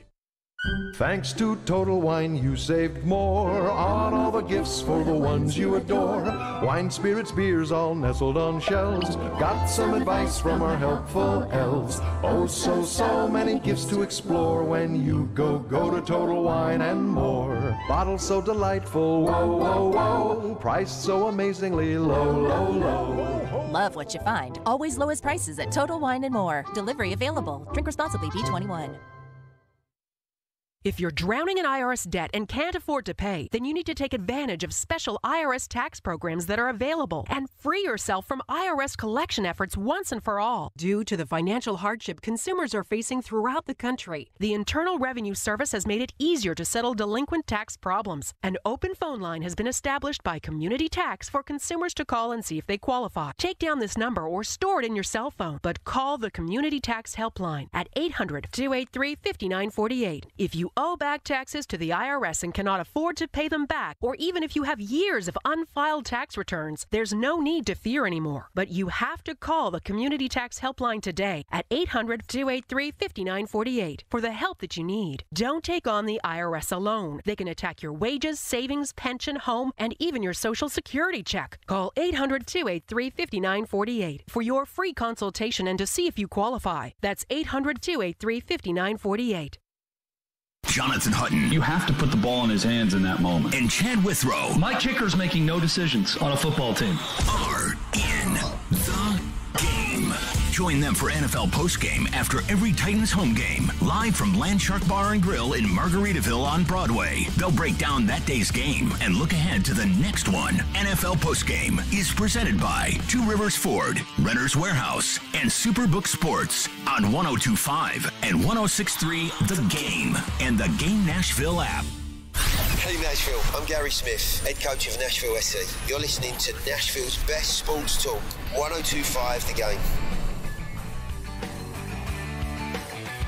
Welcome back in, Robby and Rexrode, 102.5, 106.3 The Game. Robby Stanley, Joe Rexrode, Michelle Knezovic here with you on this Thursday morning in Nashville, Tennessee. The Predators in action tonight on the road, taking on the Tampa Bay Lightning. And to help us talk more about that, we go to our 102.5 The Game phone line, driven by WilsonCountyHyundai.com, and welcome in Predators assistant coach Dan Lambert. Dan, good morning. How we doing? Good morning. Doing great here in Tampa. How are you guys doing? We're awesome. Appreciate you taking time to be with us this morning. So, Dan, obviously, you've had the break here since last Friday against the Islanders. The results have really gone your way lately in terms of wins and losses. What do you like about the way that your team is playing? Where do you think your guys' game as a whole is right now? Yeah, obviously going into New Jersey and New York, we felt we needed to find ways to get points and thought we had a real strong game against New Jersey. Obviously, they had a big push, later in the game, and our goaltending was great, and so was our special teams. And then New York, you're going on a back-to-back, and they're fresh, and obviously a big challenge for us. But I thought that our guys really stepped up. Our specialty teams were a big factor in that game, and then again our goaltending later on in the game as they had a big push, and you could see we were fatigued. But it was 4 huge points for us just to keep us in the mix. It's important that we find ways to get points nowadays. Obviously, Dan, this tonight, I think, of course, if Ryan McDonough were in the lineup, I would imagine this would be quite a homecoming, and I would imagine Tampa Bay has probably put together something for him. First of all, is he on the trip with you guys? And second of all, what is the adjustment here without him after things had really started to click there with him and Yossi? Yeah, so first of all, it's our father's trip today, or on this trip. So Ryan is on the trip.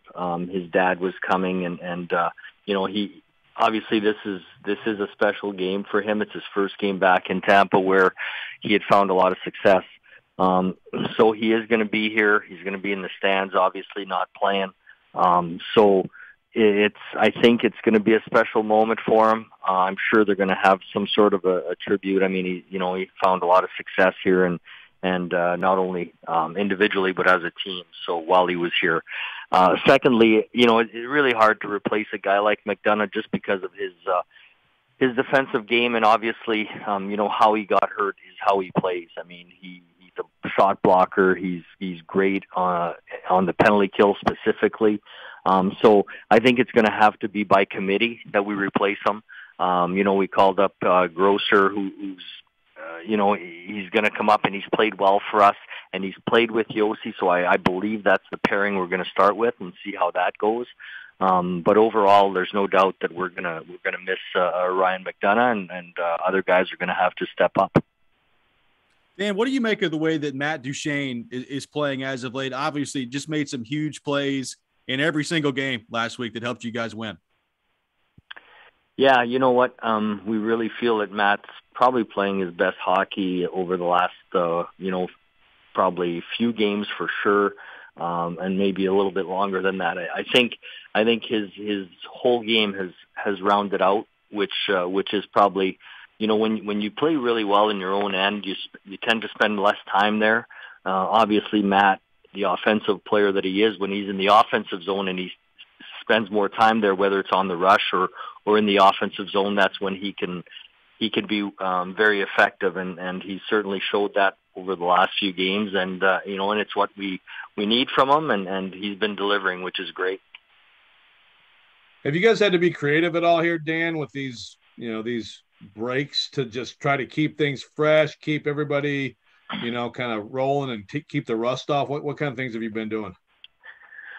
Well, you know what, we did give the players a few days off, and the reason for that is we had played a lot of hockey, on the road and travel and all that, and now we're going into a stretch where I believe it's 9 games in 16 days, something like that. And so we're going into a stretch with a lot of hockey, so and travel. So it's a balance between keeping the guys fresh and working on the things that we feel we need to work on. Power play is always an ongoing thing here that we need to continue to get better at. And then obviously there's little tweaks that we want to make, certainly through the neutral zone and in the D zone. So overall, I think that's basically what we touched on in these last few days, and hopefully it pays off here moving forward. President Assistant Coach Dan Lambert with us now here on Robby and Rexrode. Dan, how much confidence has Kevin Lankinen instilled in you guys as a coaching staff with the way that he's played so far this season?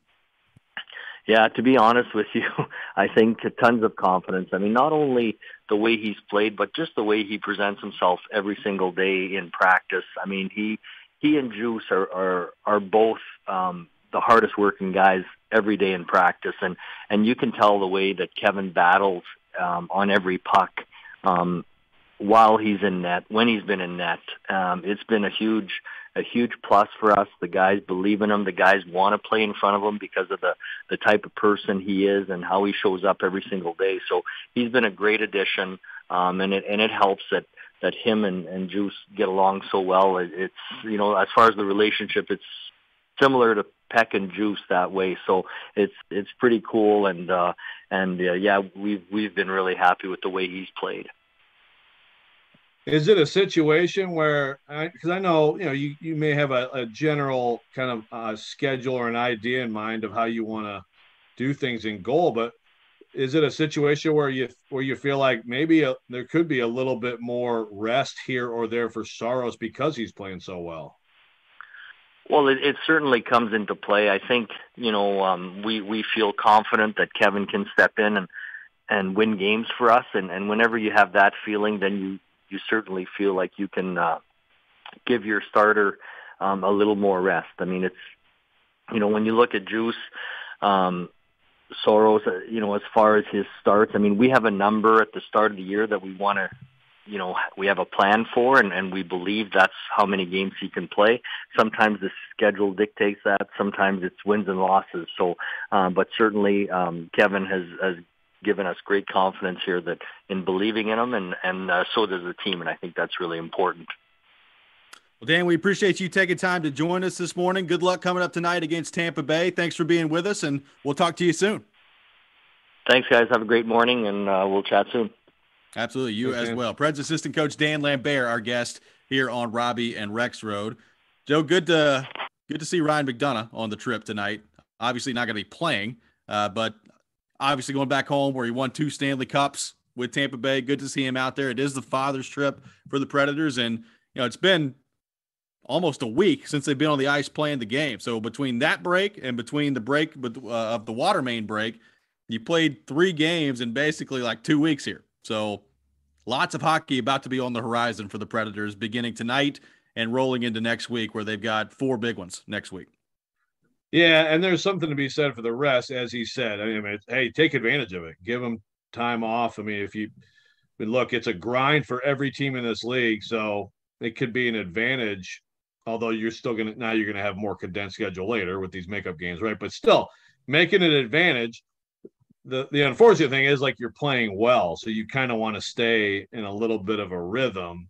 And this was just a weird thing in the schedule in the first place, which follows up the flooding situation. So it'll be very interesting to see how they actually end up playing out of all this.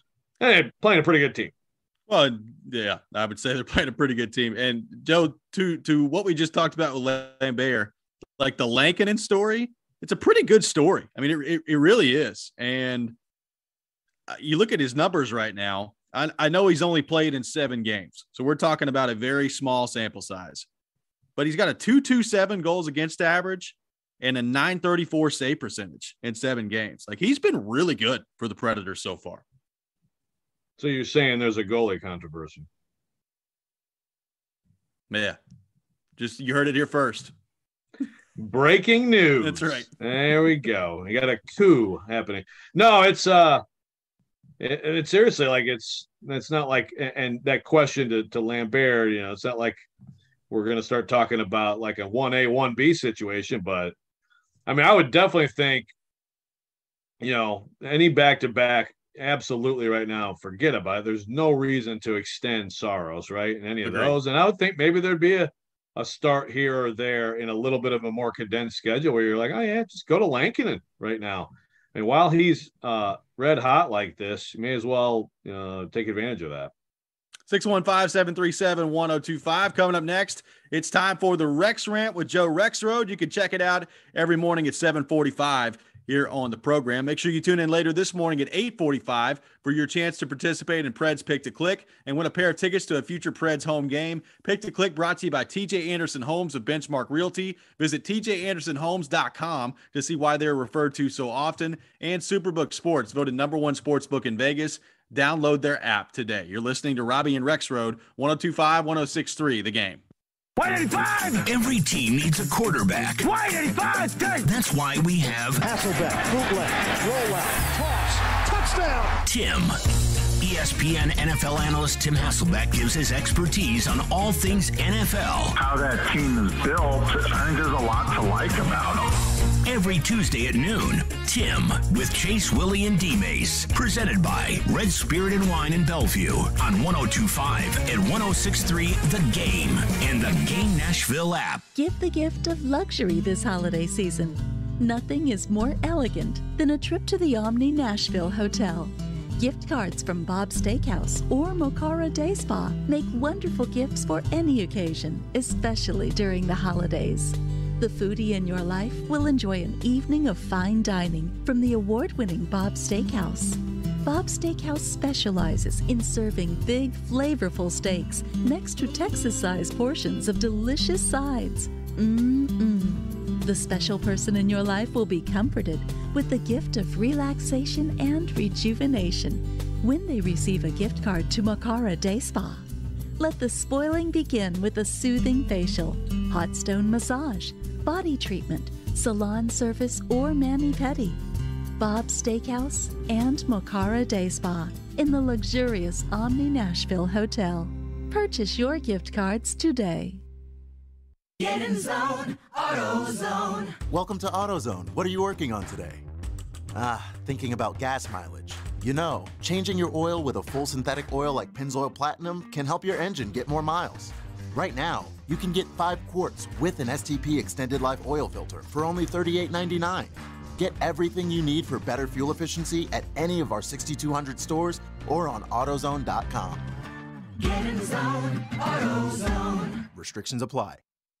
I'm Joel Clark, a SelectQuote agent, with a true story that could save you hundreds of dollars a year. A woman named Linda just called. Her husband, Ray, has a group life insurance policy, but is changing jobs and he can't take it with him. Well, I went to work and found Ray, who's 40 and takes medication to control his high blood pressure, a 10-year, $500,000 policy for only $19 a month. That's way more coverage for a lot less than what he was paying. If SelectQuote didn't shop for your life insurance, you're probably paying too much. For your free quote and to find out how much you can save, call 1-800-780-1010. That's 1-800-780-1010. 1-800-780-1010. Or go to SelectQuote.com. Since 1985, we shop, you save. Get full details on the example policies at SelectQuote.com/commercials. Your premium could vary depending on your health, issuing company, and other factors. Not available in all states. Informative. They played a lot of power play time together back in the day. Insightful. It's a great addition to this team. And just 3 guys being dudes. On the sideline in shorts and a t-shirt. Hanging out, watching the game. Chase, Willie, and D-Mace. Weekdays from 10 to 2. No such thing as bad press. On Nashville's best sports talk, 102.5 and 106.3 The Game and the Game Nashville app. We may now begin our day. You're listening to Robby and Rexrode on 102.5 and 106.3 The Game and on the Game Nashville app. Sometimes he wakes up on the wrong side of the bed. And sometimes he's just, well, Joe. Awkward moment, let's do it. This is the Rex Rant, now on Robby and Rexrode. Would like a world of change. It helps me to appreciate those nights and those dreams. And it is that time of the day, time for the Rex Rant with Joe Rexrode here on Robby and Rexrode. You can check it out every morning at 7:45 here on the program. My favorite song that we play in this segment, coming back in with our good friend Scott Stapp and Creed. So let's go there. I mean, I could be Scott Stapp. Someday he's going to just or Wham. I think you fit better with Wham.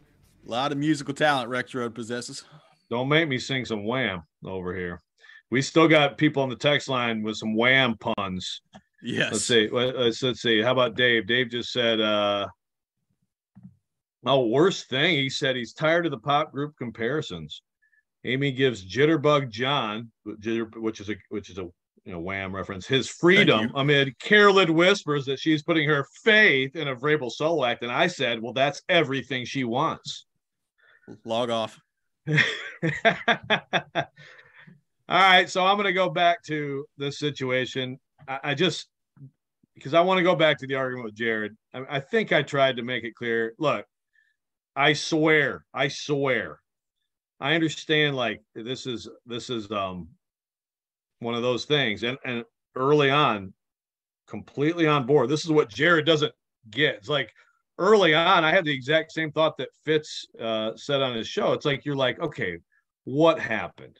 Something happened. There is something more. This can't just be this. Of course you think that, because again, I'm still waiting to find out the winning GM of the winning first place team who's fired in season ever in the history of the NFL. Haven't seen it yet. But let me reiterate the point.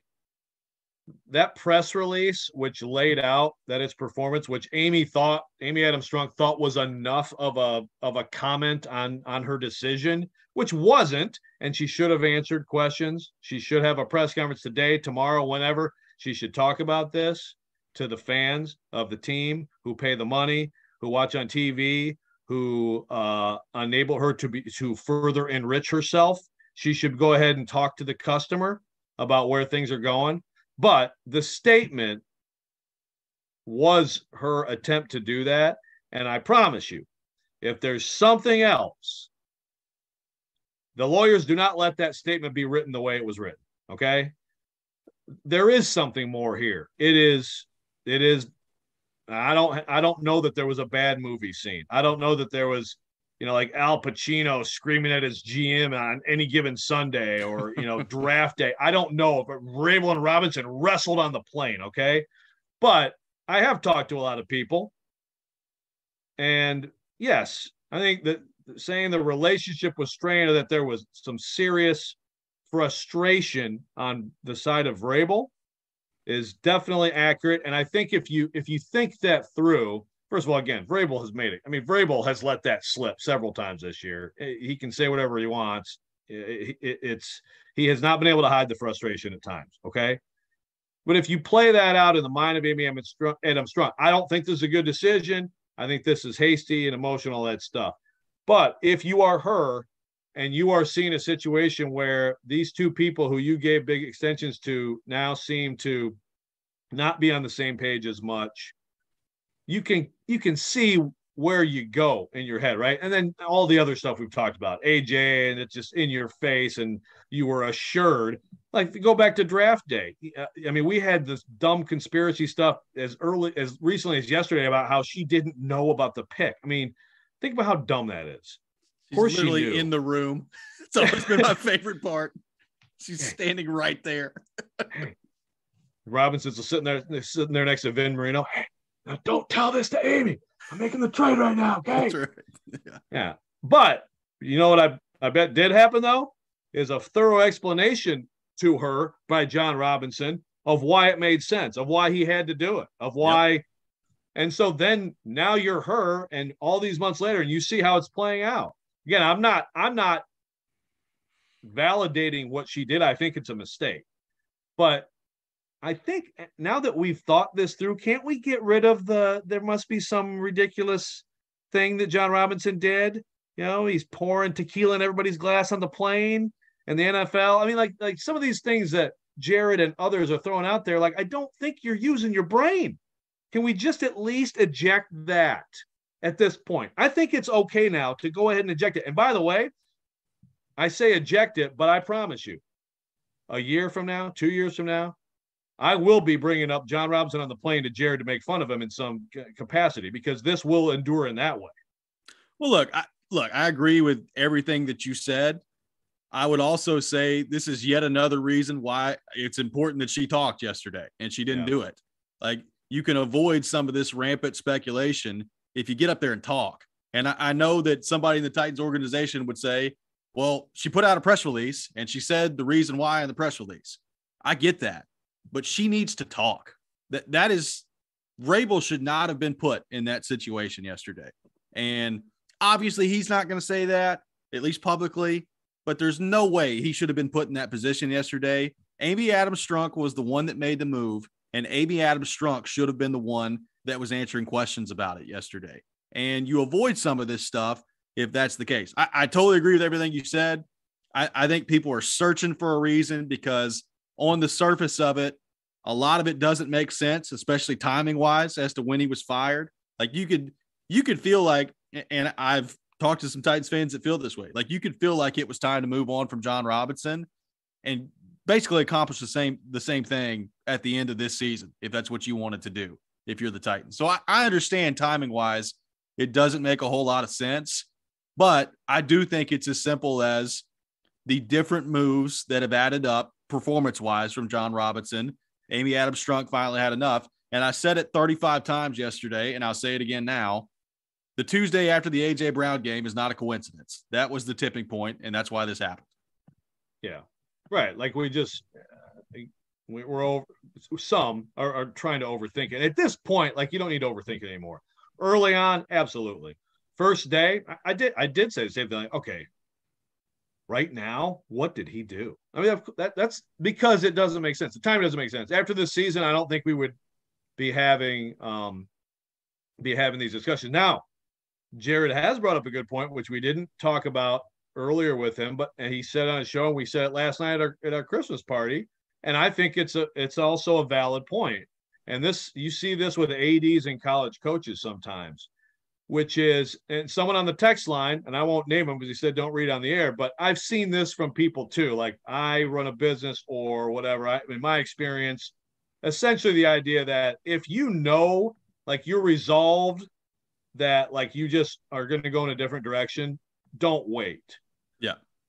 Now, again, I think you should have, because I think you have a team. This is a different situation than just some business, right? I mean, it's not the exact same thing. It's not apples to apples. But the point Jared made, which I think is a good one, and I have seen this before, like I said in college football, if you are resolved to do it, and I think you're totally right, Robbie, that it's not a coincidence that it's happened after the A.J. Brown thing. But is that because Amy reacted to that, or it was because she was resolved to do it and knew at that point you have the most support from fans that you're going to have? Because, you can't, Rob, if you know you want to fire John Robinson, then if the Titans get going and winning, if they win that game, if things are going really well, then everything looks better, including him. And so it's harder to sell that publicly. I think that's worth considering, that maybe this wasn't as much knee-jerk, her so mad that she's like, I'm firing him. And maybe it was a little bit more for the past month. She's decided I just don't think he's good enough. I don't trust him to take us out of this. And so now here's this low point. Okay, this is when you make the move. This is when you're going to have the most public support for it. I think that's worth talking about and considering. I think it is too. Now, one thing about this that I continue to think about that just mystifies me, and you did a great job yesterday of laying out things that have happened since the contract extension was given to John Robinson. That we have more information on Caleb Farley. We have more information on Dylan Radins. We have more information on Bud Dupree. We can go up and down the list. And then obviously the A.J. Brown trade. But it still is pretty amazing to me that we've gone from in February, a contract extension from John Robinson, to now less than a year later, albeit with more information that's taken place, you've gone from contract extension to firing him in the middle of the season. Like, it's not like there weren't question marks about Caleb Farley last year, or there weren't question marks about Dylan Radins last year. Yeah, the Isaiah Wilson pick we already knew. Bud Dupree was unproductive last year. Like, we didn't know how things were going to play out, and you had hope for Caleb Farley, but all these things were still up in the air. So if all of these moves were still up in the air, why'd you give him a contract extension? Like, especially a contract extension for that long. Like, those two things don't add up to me. Well, and that's probably one of the main reasons she didn't want to have a press conference, because it speaks to incompetent ownership. I mean, like, those two things together are like, what? Now all of a sudden I'm getting Detroit Lions ownership flashbacks. And I'm not saying, look, I mean, Amy Adams Strunk overall has been very good as controlling owner, but John Robinson overall has been very good as GM. And so I think you're exactly right. I mean, look, the thing is, all those things, there was still hope, and they all went the wrong way. Check that box, check that box, check that box. All of them, the hope was here, and then it's like, I mean, maybe Dupree can still be, a good player for this team down the stretch. But yeah, you're exactly right. It's like, you just did that, and now you're doing this. Is it that dramatic? But the thing is, the ultimate question is, and this is where, look, you own a football team, you got to make these calls. Do you believe, one, that he is competent enough and can get the job done and get you back and fix these things? And two, do you believe, if not, who's your answer? And that's really at the press conference what it's about. Like, what is your vision? Is it just that he had to go, or do you actually have a plan moving forward? And I think that's another reason. I don't know, but if you're a Titans fan, this is where you're concerned, because maybe there isn't a great answer to that right now. That's not good. This has been the Rex Rant with Joe Rexrode. You can check it out every morning at 7:45 here on the program. We'll continue this conversation coming up next. We'll also revisit some of the comments from Mike Vrabel yesterday at his press conference. You're listening to Robby and Rexrode, 102.5, 106.3, The Game.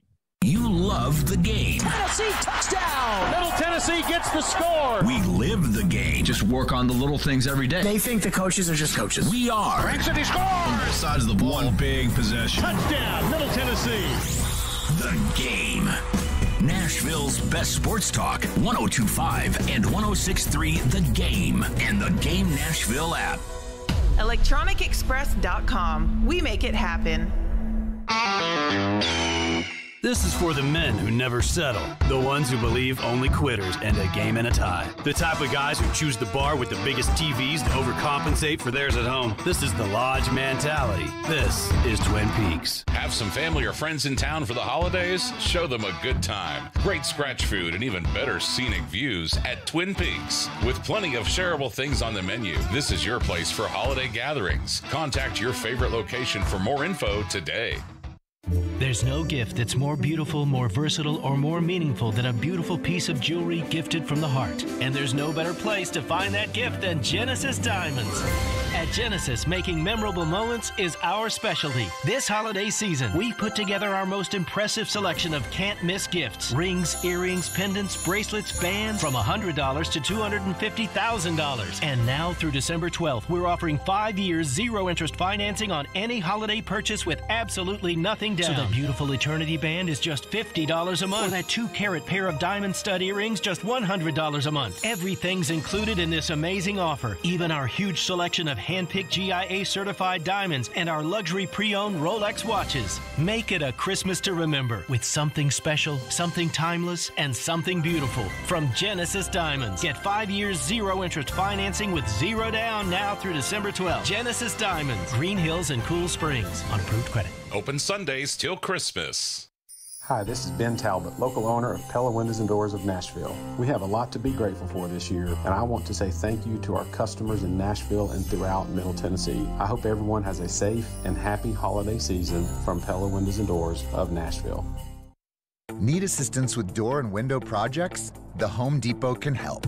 From inspiration and materials to ordering and installation, our free millwork virtual apron service can get you moving and doing. Plus, we speak Spanish too. Our associates can help you tackle complex jobs without you leaving the job site, saving you time and money. Call us at 1-833-HD-APRON or visit homedepot.com/MVA.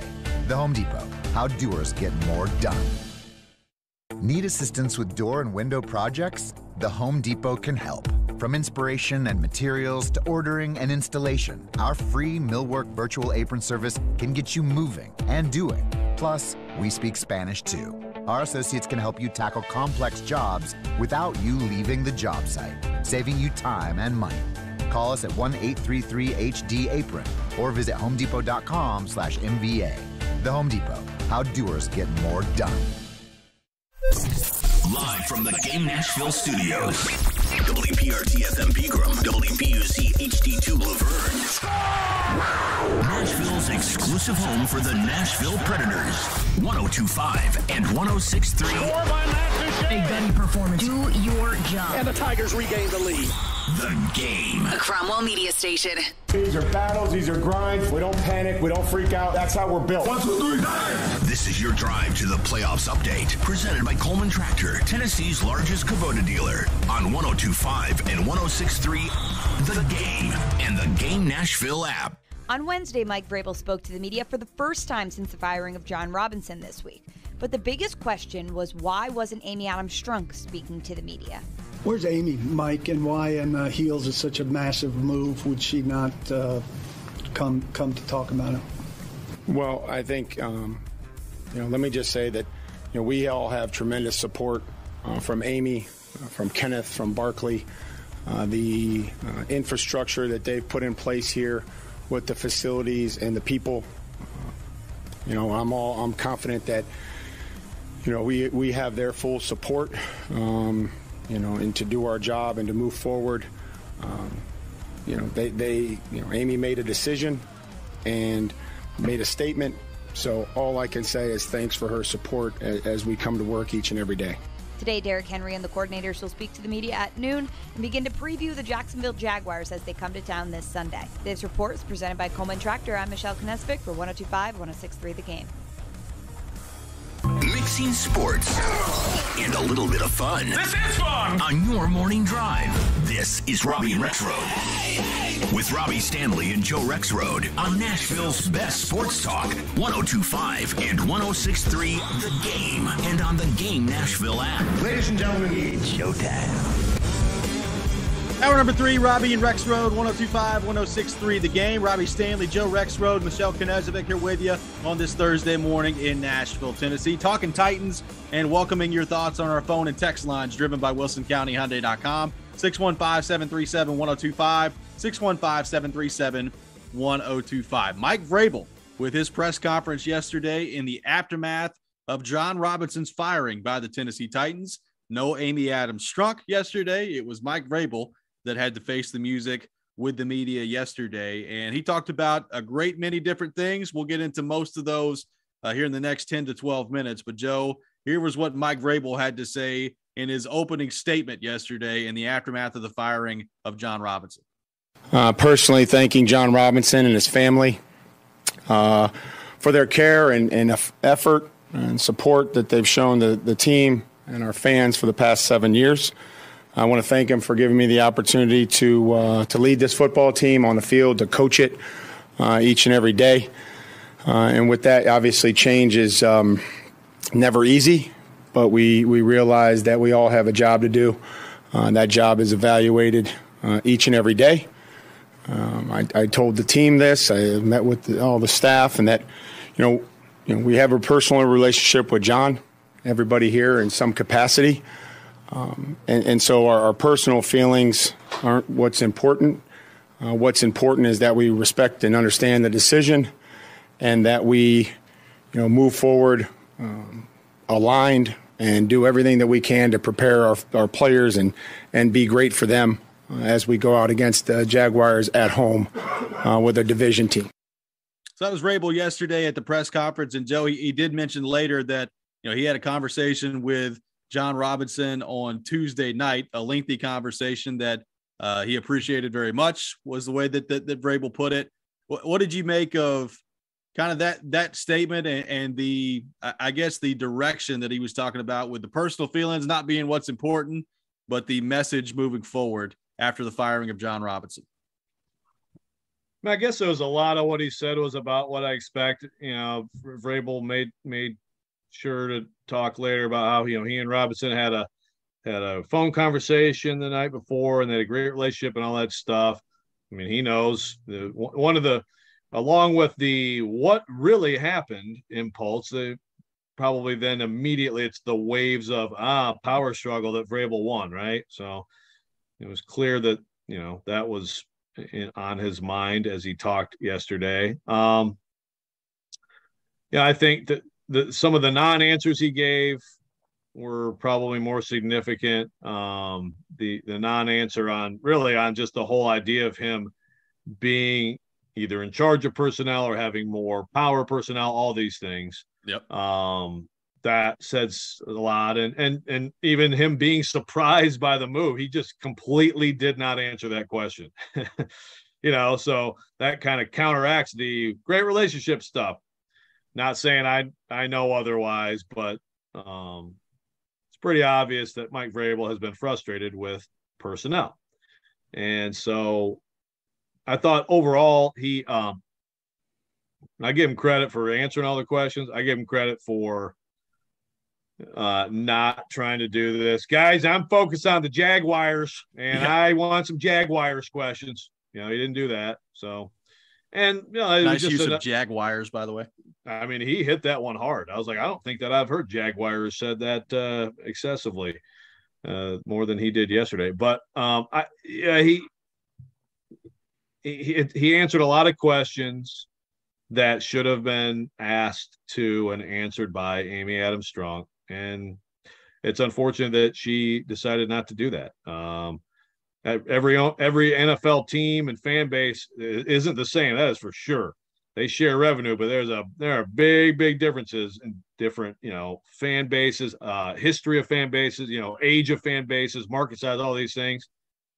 I feel like Amy Adams Strunk in this place with this new stadium coming in and all that's going on should be more inclined to speak to her fans when huge, shocking moves happen than probably a lot of other owners in the NFL.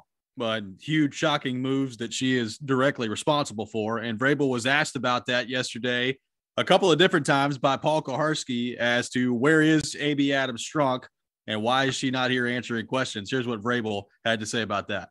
Where's Amy, Mike, and why in heels is such a massive move? Would she not come to talk about it?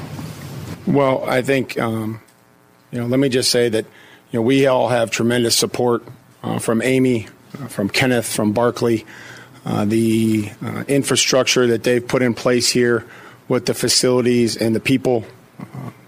I'm confident that, we have their full support, and to do our job and to move forward. Amy made a decision and made a statement. So all I can say is thanks for her support as we come to work each and every day. I thought that was an impressive job by Vrabel of basically saying nothing that sheds a bad light on his boss and thanking her for her support. Basically just totally not answering the question. Yeah. Hey, shouldn't Amy be there? I'd just like to thank Amy for being the billionaire who pays my massive salary. Thank you. Yes, I mean, if there was ever a time where you had I don't even know if this exists. Are there such things as like dart guns with truth serum in them? I don't think that exists. Yeah, but if there was, hit him right in the thigh, and then it's like, my God, Amy, please get out here and save me. Why am I answering these questions? Yeah. But no, he did a very impressive job of basically saying, yes, I absolutely will not say anything negative about Amy Adams Strunk, but thank you for asking.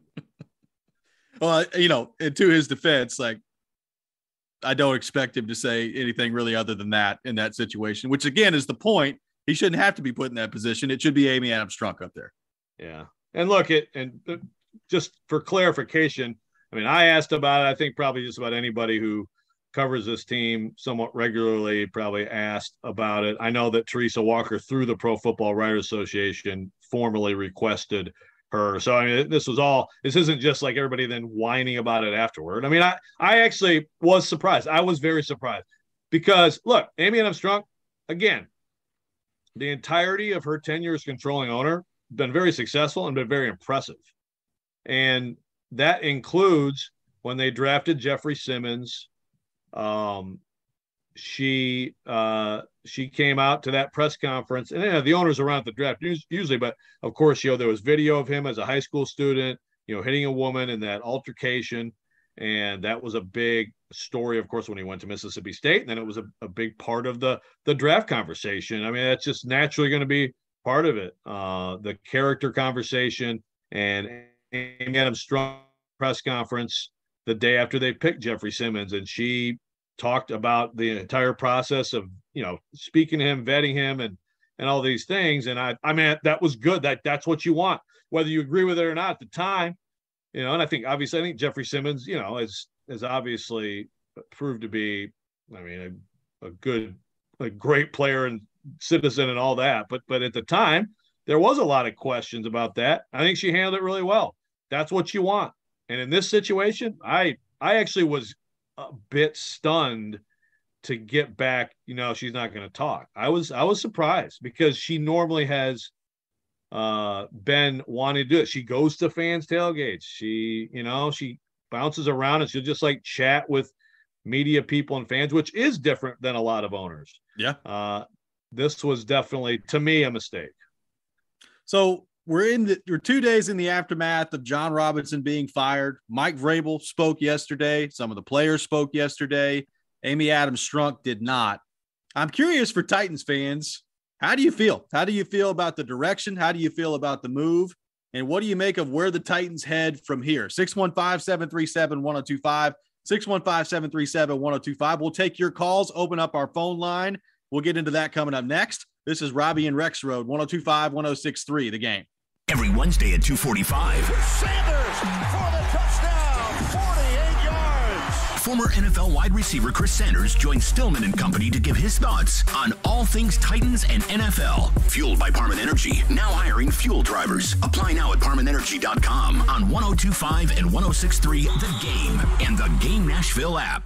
Hey Nashville, TJ Anderson here. With real estate listings, you have to read between the lines, like trendy, so are man buns, or great potential, just like your ex. Must see inside, yeah, because it's a dump outside. My team at TJ Anderson Homes of Benchmark Realty is ready to help both home buyers and sellers decode the market. Oh, and if it says open floor plan, the doors are sold separately. Google TJ Anderson Homes, read our reviews, and see why we are referred for a reason. TJ Anderson Homes of Benchmark Realty, 615-432-2919.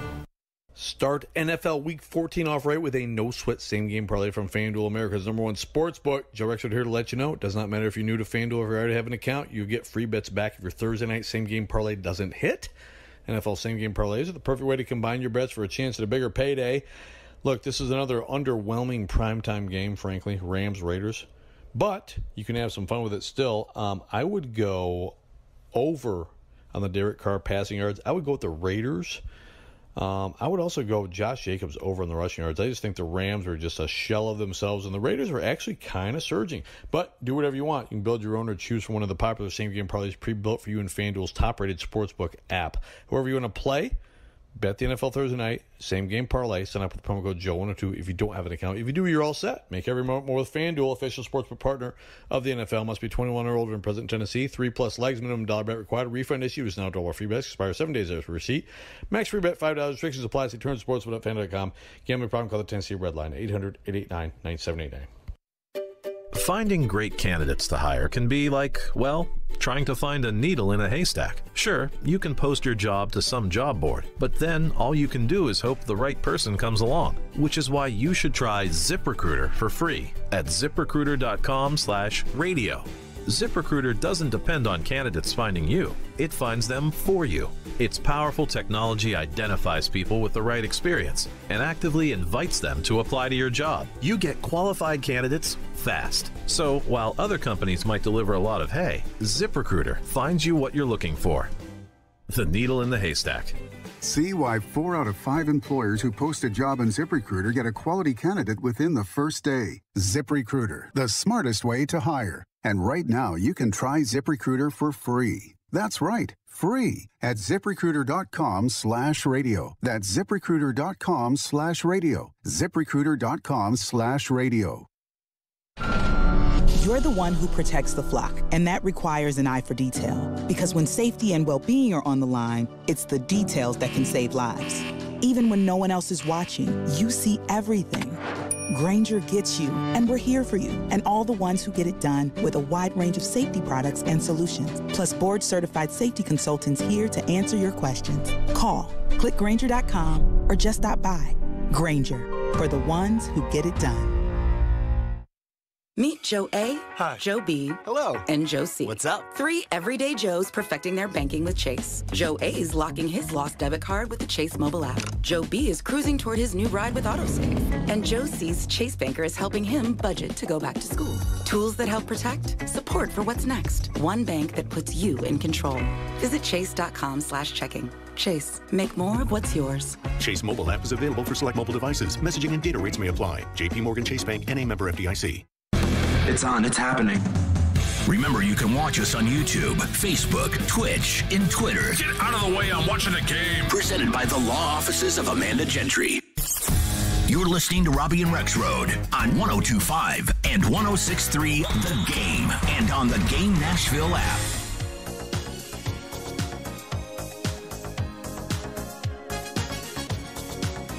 Welcome back in, Robby and Rexrode, 102.5, 106.3 The Game. We are streaming live on Twitch, Twitter, YouTube, and Facebook. Our video streaming brought to you by the law offices of Amanda J. Gentry. We are live from the Hillside Medical Game Studio on this Thursday morning in Nashville, Tennessee. Taking your thoughts on the Titans. John Robinson has been fired. Mike Vrabel's press conference from yesterday is complete, and we have not heard, other than the statement released by the team, from Amy Adams-Strunk. So what do you think about all this? What do you think of the direction that the Titans are headed? Hit us up, 615-737-1025, 615-737-1025. Let's go to our 102.5 The Game phone line and welcome in Nate, who wants to weigh in. Nate, thanks for calling into Robby and Rexrode. Morning, guys. Amy, right now, for this specific instance, and that part of my statement is important, makes me think of the Nashville Predators ownership group. Now, we know that Amy took over as controlling owner not just to keep the Titans here like the controlling owner of the Preds. He just wanted to keep them here. He didn't want anything to do with talking to the press or the public about anything. I understand Amy is in the public. We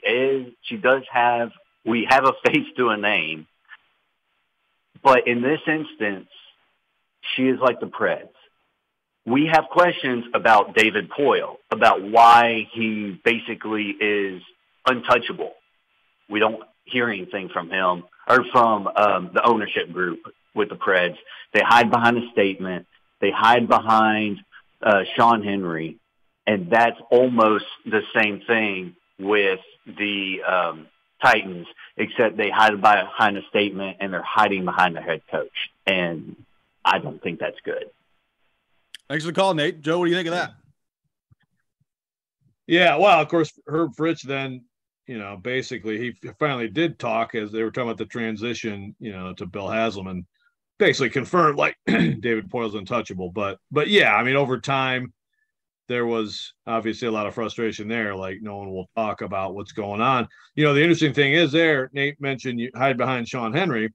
Well, at least that's like a high, that's like a top of the organization person who, has spoken at times about that stuff.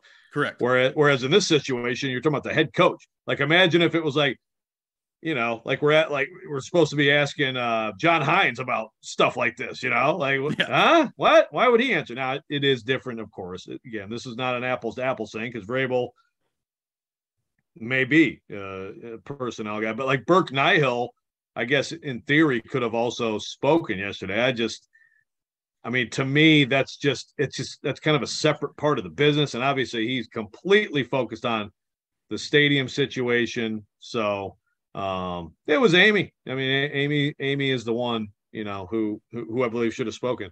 I do real quick, Robby, on the text line. I wanted to get to a couple things if I could. Yep.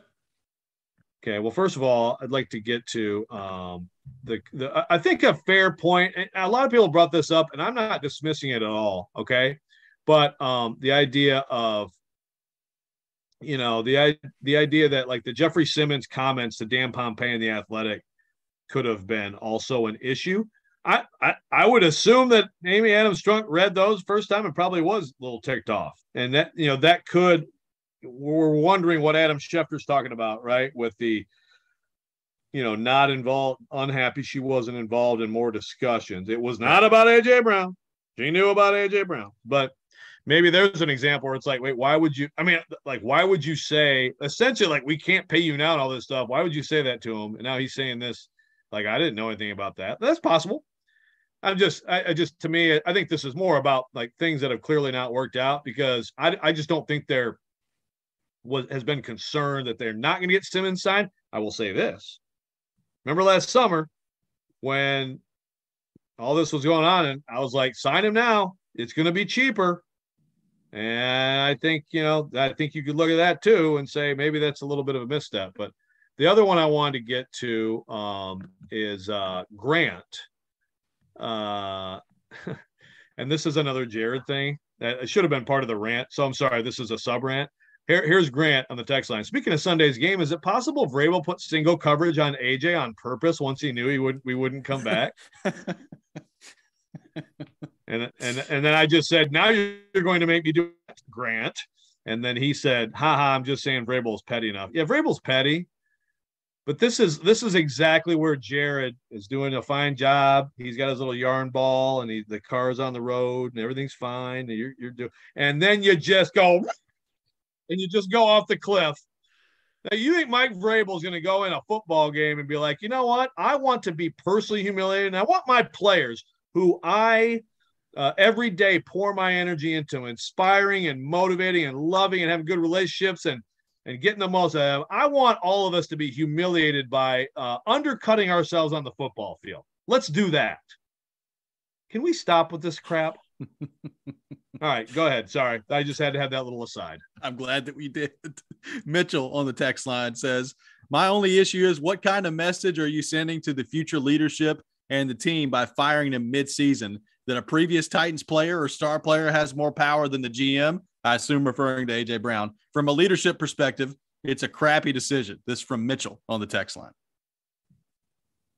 Yeah, well, there's a lot of messages being sent that I think are not good. I will say, and stuff like this, it's like a future leader. I will say, I think the message that you worry about for the future GM or GM candidates is if they're concerned about just not even like just Vrabel gets to just trump them anytime, I think your pool of top candidates might be a little thinner. That would be my concern. As far as this, an owner doing something that people are like, what the hell? There's enough money involved in the NFL that usually people find their way to take these jobs anyway, you know? Matt from Camden on the text line says, I hate the move with 5 games left in the season. If it was strictly due to performance, you let him at least finish out the season. He deserved that since he was the one who brought the Titans out of the cellar. I also hate the idea of Vrabel being in charge of the personnel. Hopefully they have a game plan, but right now I don't feel like they know what they're going to do. That is the one part of this, Joe, that is really interesting to me. And I don't know if it's as simple as Vrabel's going to be the guy in charge of personnel, or if they have someone clearly identified that they want to pursue. But if you make this move, when they made this move, you better have a clear plan of exactly who you're going after, whether that be just Vrabel being elevated and it's basically a GM and name only that you go find, or if there's a general manager candidate out there that you really like that's something that you need to have planned out before you make this move. And I'm not saying that the Titans don't. Maybe they do. I hope they do. But if you don't, and then that's a really bad move. Man, again, that is really the bottom line of why you have to answer questions after this, right? To me, to be accountable to your customers, because that is way bigger than why did you fire John Robinson? I mean, it's basically when it comes down to it, like it's over. I mean, those questions are there too, of course. Sure. But it's really more about what's the plan? How are you going to improve on that? Matt, you said in the text, he deserved that since he was the one who brought the Titans out of the cellar. I will say this. I don't think in situations like this, deserve or punish should matter. Okay. It's just about, can this person do the job? Do I trust that this person do the job? Is there someone else who can do the job better? Which, again, we'll take that to Mike Vrabel and Todd Downing, too, after this season. Sure. That's it. It's not worked so hard, earned it, did so many good things in the past. No, it's just, do you believe that this is the right person? Now, this is where I think Amy Adams Strunk made a mistake, is based on all the information we have, I think John Robinson had a great chance to navigate this to the next round. I mean, the NFL is built to be cyclical, and it is very hard to avoid the cycles of the NFL completely. There are some franchises that have been somewhat recession-proof, like the Steelers, but even now, look, they'll be thrilled if they go 9-8. They're going to have a losing record. I mean, you have cycles in the NFL. The question really is John Robinson, was he the guy who could figure this out? The information tells me yes. I know a lot of fans disagree. We all agree that he made a lot of mistakes, but that's the only thing you don't worry about, because to me, that he deserved it or whatever. Now, finishing out the season though, and that's really what you're talking about, Matt. Well, I agree with that. I mean, I don't see the benefit of this. James on the text line says, regardless of the actual reasons, the firing will always be tied to AJ based on timing. They had to know that. It will only be a good move if it results in the right hire and moves the team towards a Super Bowl, which is a tall order. This coming from James on the text line. I agree 1,000% with that. Yeah, absolutely. No, it will be tied, and it's accurate to tie it to that. However you want to, again, however you want to look at it. Is it just they were flipping you off and you finally had enough? That's not good. Is it you were upset because you were promised this was going to work out, and finally at this point you know it won't? Okay. Is it you just have to resolve to move on from him, and you know right now you have the most fan support because they're all pissed about the AJ thing too? It could be some combination of all those things. Ron on the text line says, do you think this move will light a fire under the team, or do you think it will have no effect on the players? I don't. Here's kind of my thoughts on that, Joe. I don't think it's necessarily going to have a negative effect on the players.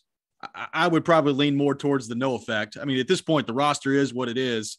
It's not like they, remove the quarterback or anything. It's the GM. But you did bring up an interesting point earlier. For a team that's not had a lot of distractions over the course of the past 4 or 5 years, other than, COVID that everybody had to deal with, all of a sudden the last 2-3 weeks, there's a couple of different distractions that have been thrown out there. And by the way, they haven't won a game since then. Yeah, no, absolutely. So this is a test in that way. It's interesting you brought up COVID because, of course, in the height of, and by the way, John Robinson was under fire then, of, the Titans not doing the correct things at their facility and all that. They got somebody saying they should be sent to the CFL or whatever. Yeah. In the midst of all that, and Kaharski got pictures of them working out when they shouldn't have, all these things. They did come out and just destroy the Buffalo Bills. Now the thing is, if they come out and destroy the Jaguars Sunday, it'll just be like, oh yeah, well they played the Jaguars. But no, I am interested to see.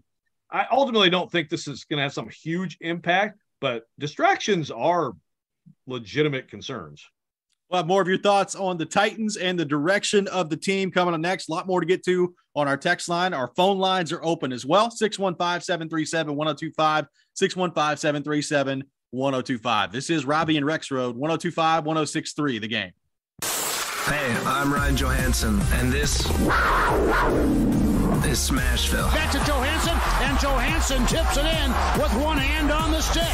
You're listening to the flagship of the Nashville Predators radio network, ESPN 102.5, The Game. Give the gift of luxury this holiday season. Nothing is more elegant than a trip to the Omni Nashville Hotel.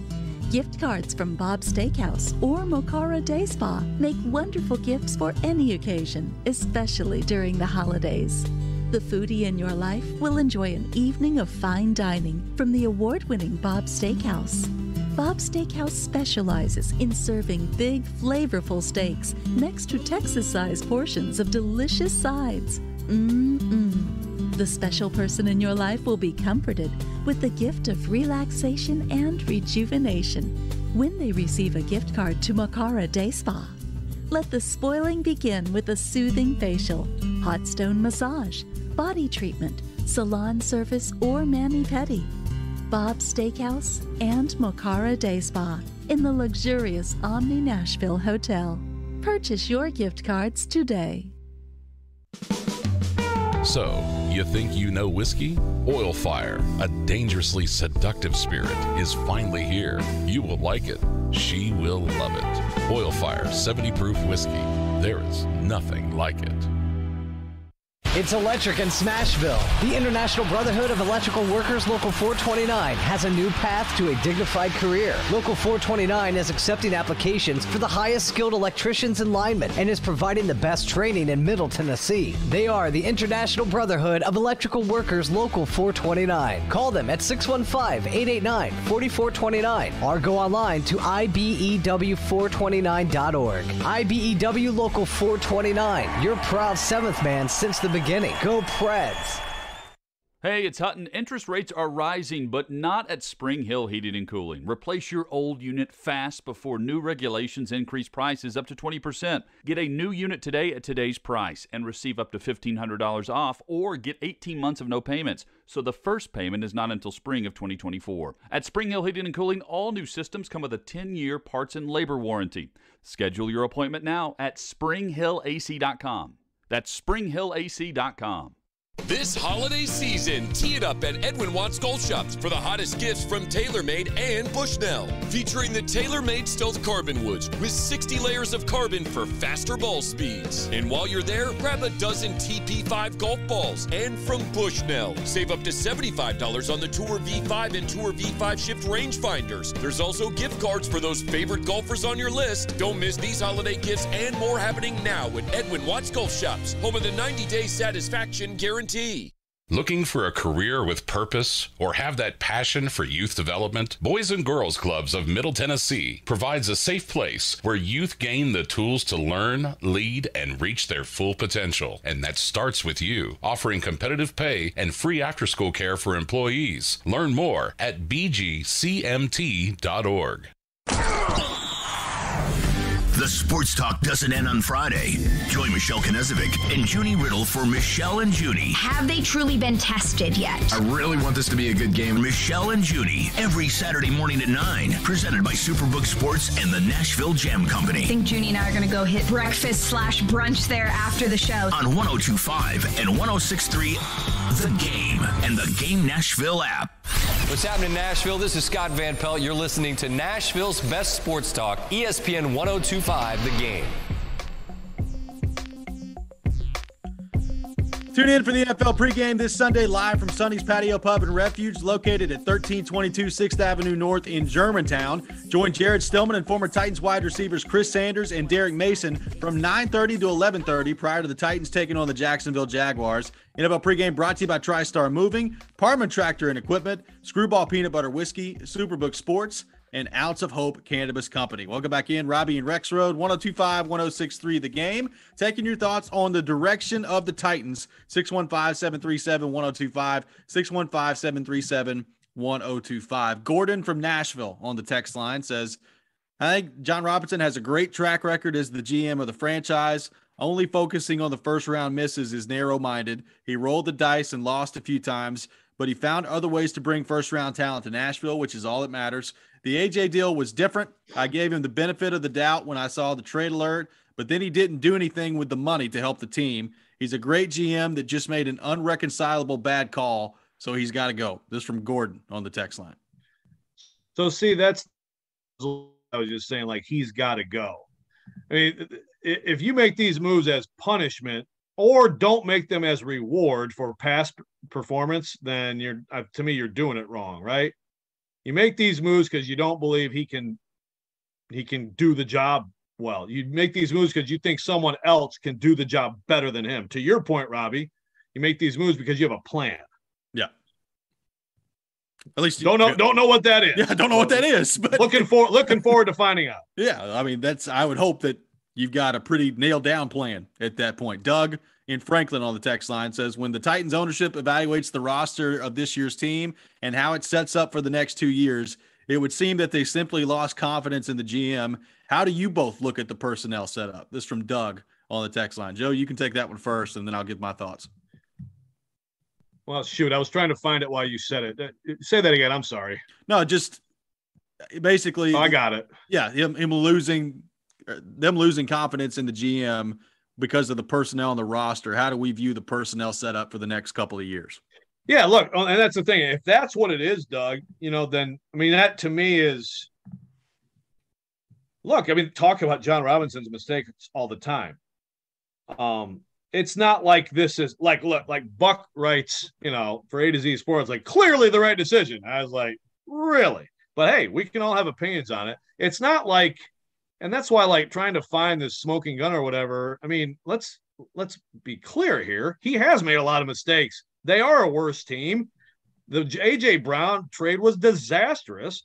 There's plenty of, like, bad things that have gone on in his job performance that makes this so it's not, like, completely coming out of Pluto.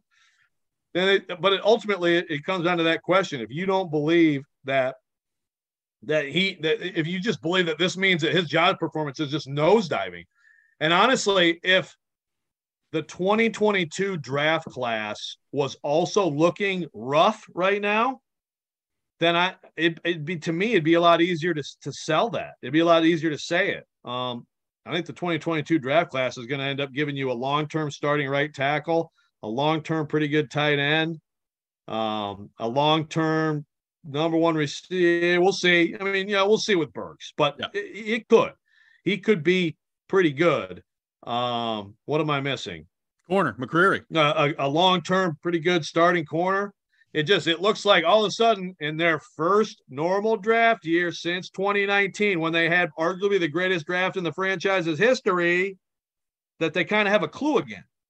That's my biggest pause here is like, are you sure everything he's done, you don't think he can figure this out? But I think that I would sure hope that this is more a comment on her saying, no, I just don't think he is. Even if she's wrong, that's at least a reasonable argument to make, as opposed to I'm mad at him, or even like Vrabel's mad and I don't want Vrabel to be mad and leave, so I'm going to fire the other guy. Now, having said that, as far as like the roster for 2 years, I mean, right now, left tackle's a mess. Are you going to bring Taylor Lewan back? I don't know, but you got to figure out left tackle. Ryan Tannehill's not getting any younger.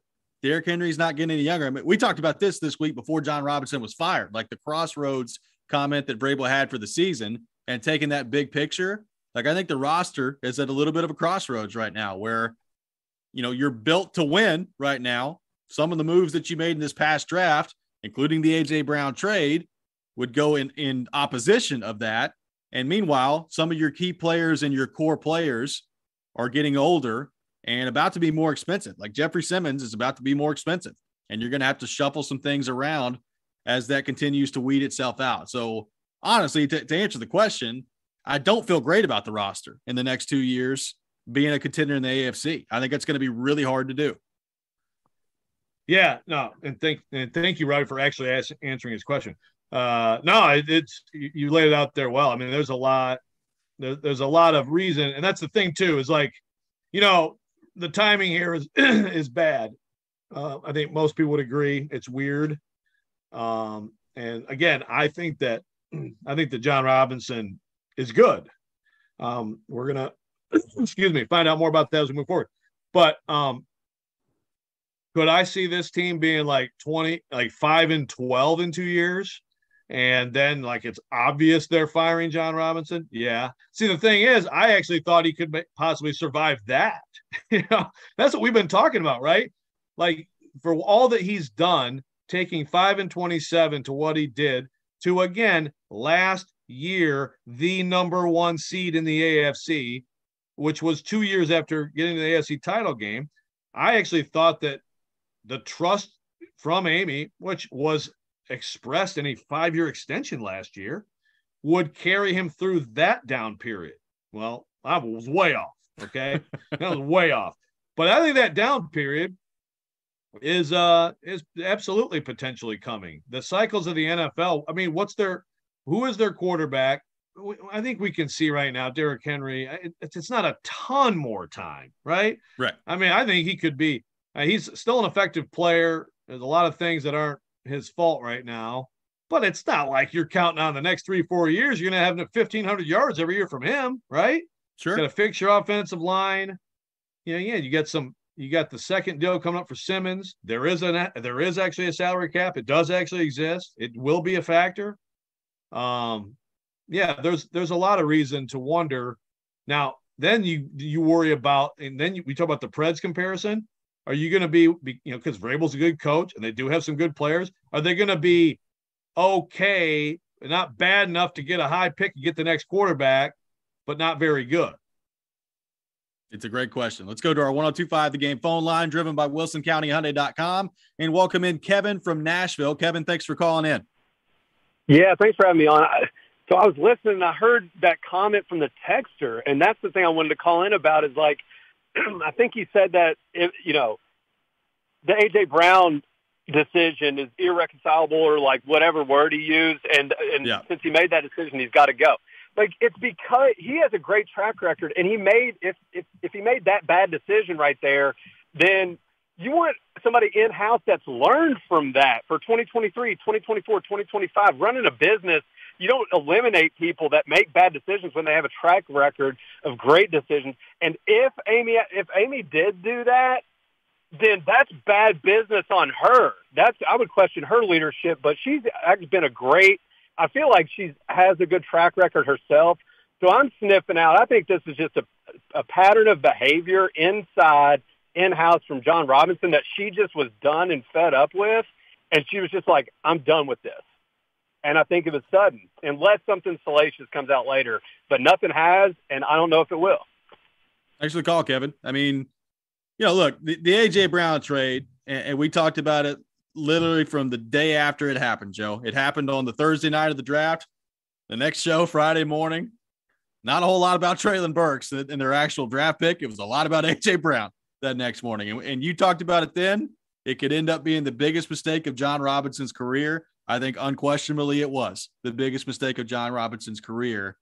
Was that the sole reason? See, look, I've talked about this all week. I don't think the timing is a coincidence. The Tuesday after the A.J. Brown game, that's not a coincidence to me. I also, Joe, don't believe that it's the sole reason that he's been fired. I think it was the cherry on top, the straw that broke the camel's back, whatever phrase you want to use. Yeah, and I would even say, because that's definitely straw that broke the camel's back, which again, where did that come from? Like, what did a straw actually break a camel's back? Like in sometime in like 30 BC? I don't know. Great question. We need to figure that out. But I think it might be more of that. I mean, I think it's like the number one reason. And the thing is, again, I don't agree with like you should be punished for that from an ownership perspective. But this is where you also have to then now factor Vrabel in. Vrabel did not like it. Vrabel hated it. Vrabel didn't want it. He told Rich Eisen, not as long as I'm coach. And go watch the video again in light of all this. Yeah. I mean, I've seen people say, you're overreacting to the video. Come on, man. He was kicked in the stomach. And then he had to sit there and pretend he liked it. He had to yesterday again say, oh, yeah, sure. He hated it. And he should have hated it because it was a terrible move. It was a crushing mistake.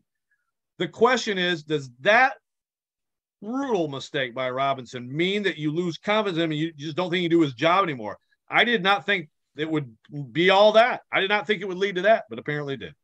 Coming next, it's time for Pred's Pick to Click here on Robby and Rexrode. Pred's taking on the Tampa Bay Lightning tonight on the road. Be the first caller at 615-737-1025. 615-737-1025. If you guess a goal scorer for the Predators tonight, you win a pair of tickets to a future Nashville Predators home game. We'll get to that coming up next. This is Robby and Rexrode, 102.5, 106.3, The Game. Every Wednesday at noon. No matter the down and distance and no matter the score, they're going to give him the football. Outkick 360's Jonathan Hutton joins Chase, Willie, and D-Mace to talk all things Titans and NFL. I hope that they're not throwing flags simply because the league wants to see more of them. He's got opinions and insights on the two-tone blue. They are not as good at wide receiver and the playmaking department. Catch Hutton every Wednesday at noon. Presented by Blend Bar with Davidoff Cigars and by Edley's Barbecue on 102.5 and 106.3 The Game and the Game Nashville app. Achieve hero status this year. The woman in your life will love this unique and thoughtful gift. Always in style, always fits, always appreciated. Choose your budget, and whether you spend a little or go lavish, she can choose from 10 different services, all under one roof at a Moment's Peace Salon and Day Spa. Gift cards can be printed directly from the website, or they can be beautifully wrapped for a stunning presentation and even paired with other gifts like robes, candles, and all sorts of fun finds from the Gift Boutique. Learn more about this at amomentspeace.com/Christmas. Meet Joe A, Hi. Joe B, hello, and Joe C. What's up? 3 everyday Joes perfecting their banking with Chase. Joe A is locking his lost debit card with the Chase mobile app. Joe B is cruising toward his new ride with AutoSave. And Joe C's Chase banker is helping him budget to go back to school. Tools that help protect, support for what's next. One bank that puts you in control. Visit chase.com/checking. Chase, make more of what's yours. Chase mobile app is available for select mobile devices. Messaging and data rates may apply. JP Morgan Chase Bank, N.A. member FDIC. Making Moves is brought to you by LinkedIn Jobs. After redshirting his first year at Ohio State, Joe Burrow spent the next 2 years as J.T. Barrett's backup. With Dwayne Haskins on the roster, Burrow didn't see much playing time and decided to transfer. LSU head coach Ed Orgeron zeroed in on Burrow and landed him. In his second season at LSU, Burrow led the Tigers to a 15-0 record, a national championship, and arguably the best season ever by a college quarterback. Build your winning team today. Go to linkedin.com/sports. You know that feeling when your football team adds that one player with every skill they've been looking for? It's time your business knew how it felt too. LinkedIn Jobs taps into a network of over 850 million professionals to find the right people for your role. LinkedIn Jobs helps you narrow down to the most qualified candidates so you can start hiring the right people. Go to linkedin.com/sports to post your job for free. That's linkedin.com/sports. Terms and conditions apply. Get in zone, AutoZone. Welcome to AutoZone. Thinking about gas mileage? If your check engine light is on, it may be affecting your MPGs, but the free AutoZone Fix Finder service can help. With the most complete free warning light report backed by technician-verified fixes, you'll know what's affecting your gas mileage and more, and you don't have to drive too far to find the fix. The free AutoZone Fix Finder service is available at all 6,200 stores. Get in zone, AutoZone. See details at AutoZone.com. Ladies and gentlemen, please. 40, love. Match point. Out. There's no way that was out. Out. The ball is out. It's out. Are you even watching? No, honestly, I'm not. I'm watching college football on my phone with AT&T 5G. Wow, that's too much. With AT&T 5G, too much college football is never too much. 5G requires compatible plan and device. 5G may not be available in your area. See att.com/5G for you for details. Jared Stillman. This is a team that the entire city is losing their minds over. Caroline Fenton. It's one of the youngest teams in the league. They don't have a single player over the age of 30. Stillman and Company. Afternoons from 2 to 6. Presented by TriStar Moving. On Nashville's best sports talk. ESPN. 102.5 and 106.3 The Game. And on the Game Nashville app. We may now begin our day. You're listening to Robby and Rexrode on 102.5 and 106.3 The Game and on the Game Nashville app. It's time for Preds Picks to click. And a shot at a score. Do you think you know who will score a goal in tonight's Predators game? Little give and go. Shoot your shot for a chance to win Preds tickets. Call 615-737-1025 now. Pick to Click is brought to you by TJ Anderson Homes of Benchmark Realty. Visit tjandersonhomes.com to see why they are preferred so often. And by Superbook Sports, voted #1 sportsbook in Vegas. Download their app today. It's Pick to Click, now on Robby and Rexrode. And it is that time of the day, time for Preds Pick to Click here on Robby and Rexrode, presented by TJ Anderson Homes of Benchmark Realty and Superbook Sports. The Predators in action tonight, taking on the Tampa Bay Lightning on the road. Puck drop at 6 o'clock, pregame at 5 o'clock here on 102.5, 106.3 The Game. And the standings in Preds Pick to Click have all of a sudden become very interesting. The listeners in first place with 6 correct answers. Joe Rexrode, with the assistance of Adam Vingan last Friday, vaulting into sole possession of second place with 5 correct answers. Michelle Knezovic and Robbie Stanley, myself, tied with 4 apiece. I'm on a 2-game heater in Preds Pick to Click, so it's looking good out there. We'll see how this goes. With that in mind, let's go to our 102.5 The Game phone line, driven by WilsonCountyHyundai.com, and welcome in Thomas from Murfreesboro, today's participant. Thomas, thanks for calling in. Who is your pick to click tonight for the Nashville Predators? Hey, guys. I'm going to go with Forsberg, I think. Going with Philip Forsberg. Thomas, thanks for calling in. Thank you. Absolutely. So Philip Forsberg, the selection from Thomas. Michelle Knezovic, you were up first today in the competition. Forsberg off the board. Michelle, your pick to click tonight for the Nashville Predators. I'm going to go with Joe's pick, Nino Niederreiter. Oh, Nino Niederreiter, the selection from Michelle Knezovic.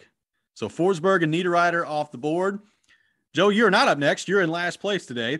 I am up next, and I will go with Matt Duchene, who I believe is playing very well right now, and I think that's going to translate into some goals coming up. He got the empty netter, which Adam Vingan predicted last time. To give Joe Rexrode some more points, I'll say that Duchene stays hot tonight, and he scores. Forsberg, Niederreiter, Duchene off the board. Joe Rexrode, your pick to click. So Vingan got to go first last time. That is correct. I mean, I think that shouldn't count, though. Do not complain. He got you a point, Joe. Yeah. But I don't get to experience pick. That's one less time I get to experience picking first. Not fair, man. You'll be all right. Thanks, Vingan. Boy. This is tough.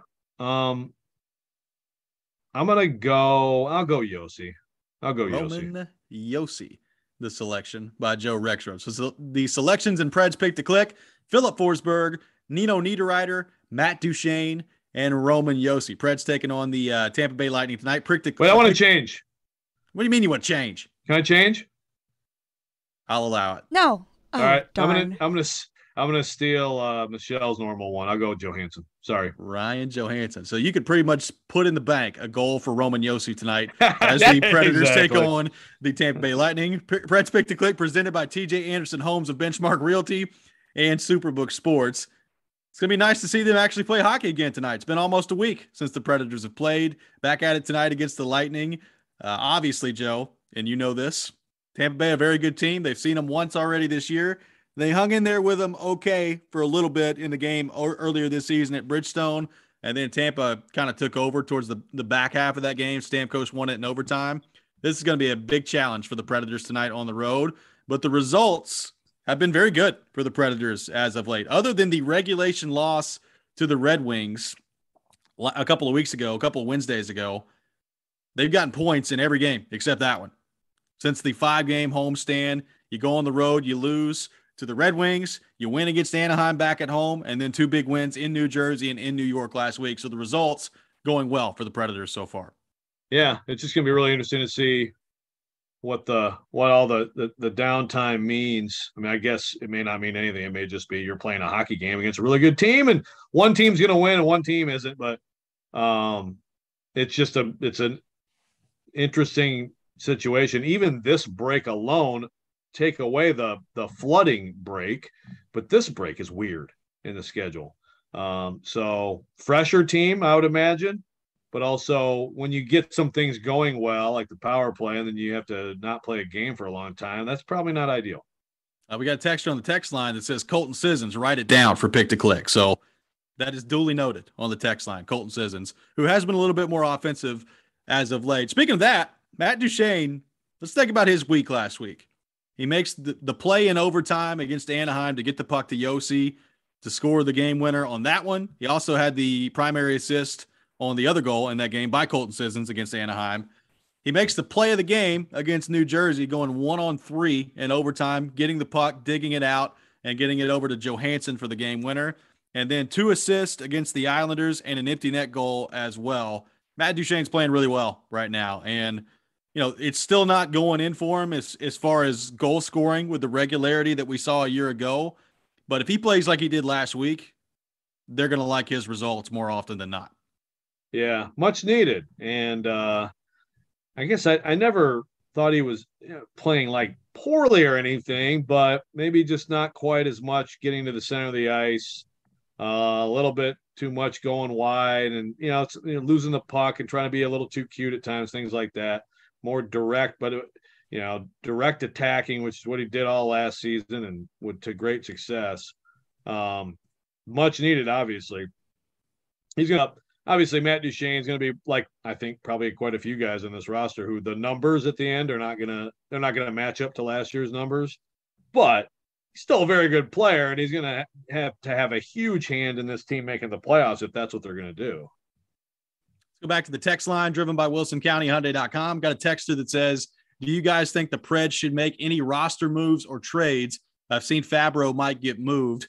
Your thoughts? And there was speculation a few weeks ago that maybe the Predators could be willing to trade a defenseman, and Dante Fabro could fit that mold. We'll wait and see what happens on that point. But what do you make of the roster? Do they have room for moves? Do you think they should make a move? What do you think of thus far what we've seen from the Predators, Joe? Well, I've thought with Fabro and Tolvanen going into the year that they could both be candidates. I mean, you always have to consider the other side. Are there other teams out there who look at either of them and think, okay, that's a talented player. For whatever reason, it hasn't worked out, but here with us, it can work out. I mean, I still think that there's some value attached to both of those guys and possibly some interest from other teams. So those would be the two names I would bring up. I mean, but I also don't know that anyone out there actually would have interest. I mean, they've both logged quite enough time in this league. I think right now to say certainly they've been disappointments relative to what they were supposed to be, right? Yes. On draft night or even in their early stages. So it would require someone out there actually thinking that about them. I mean, the Preds took on Cody Glass, believing, there's something there, and it was still very early for him. And I think maybe they could still have something decent with him.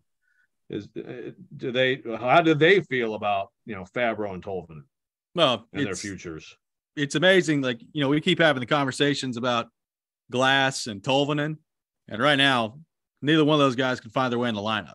Like, Tolvanen's a healthy scratch right now. I mean, that could change tonight. I think some of it's been matchup based, but based on the lineup that they've tossed out there and some of the moves that they've made, like, I don't think Tolvanen's really in any danger of getting back in the lineup anytime soon.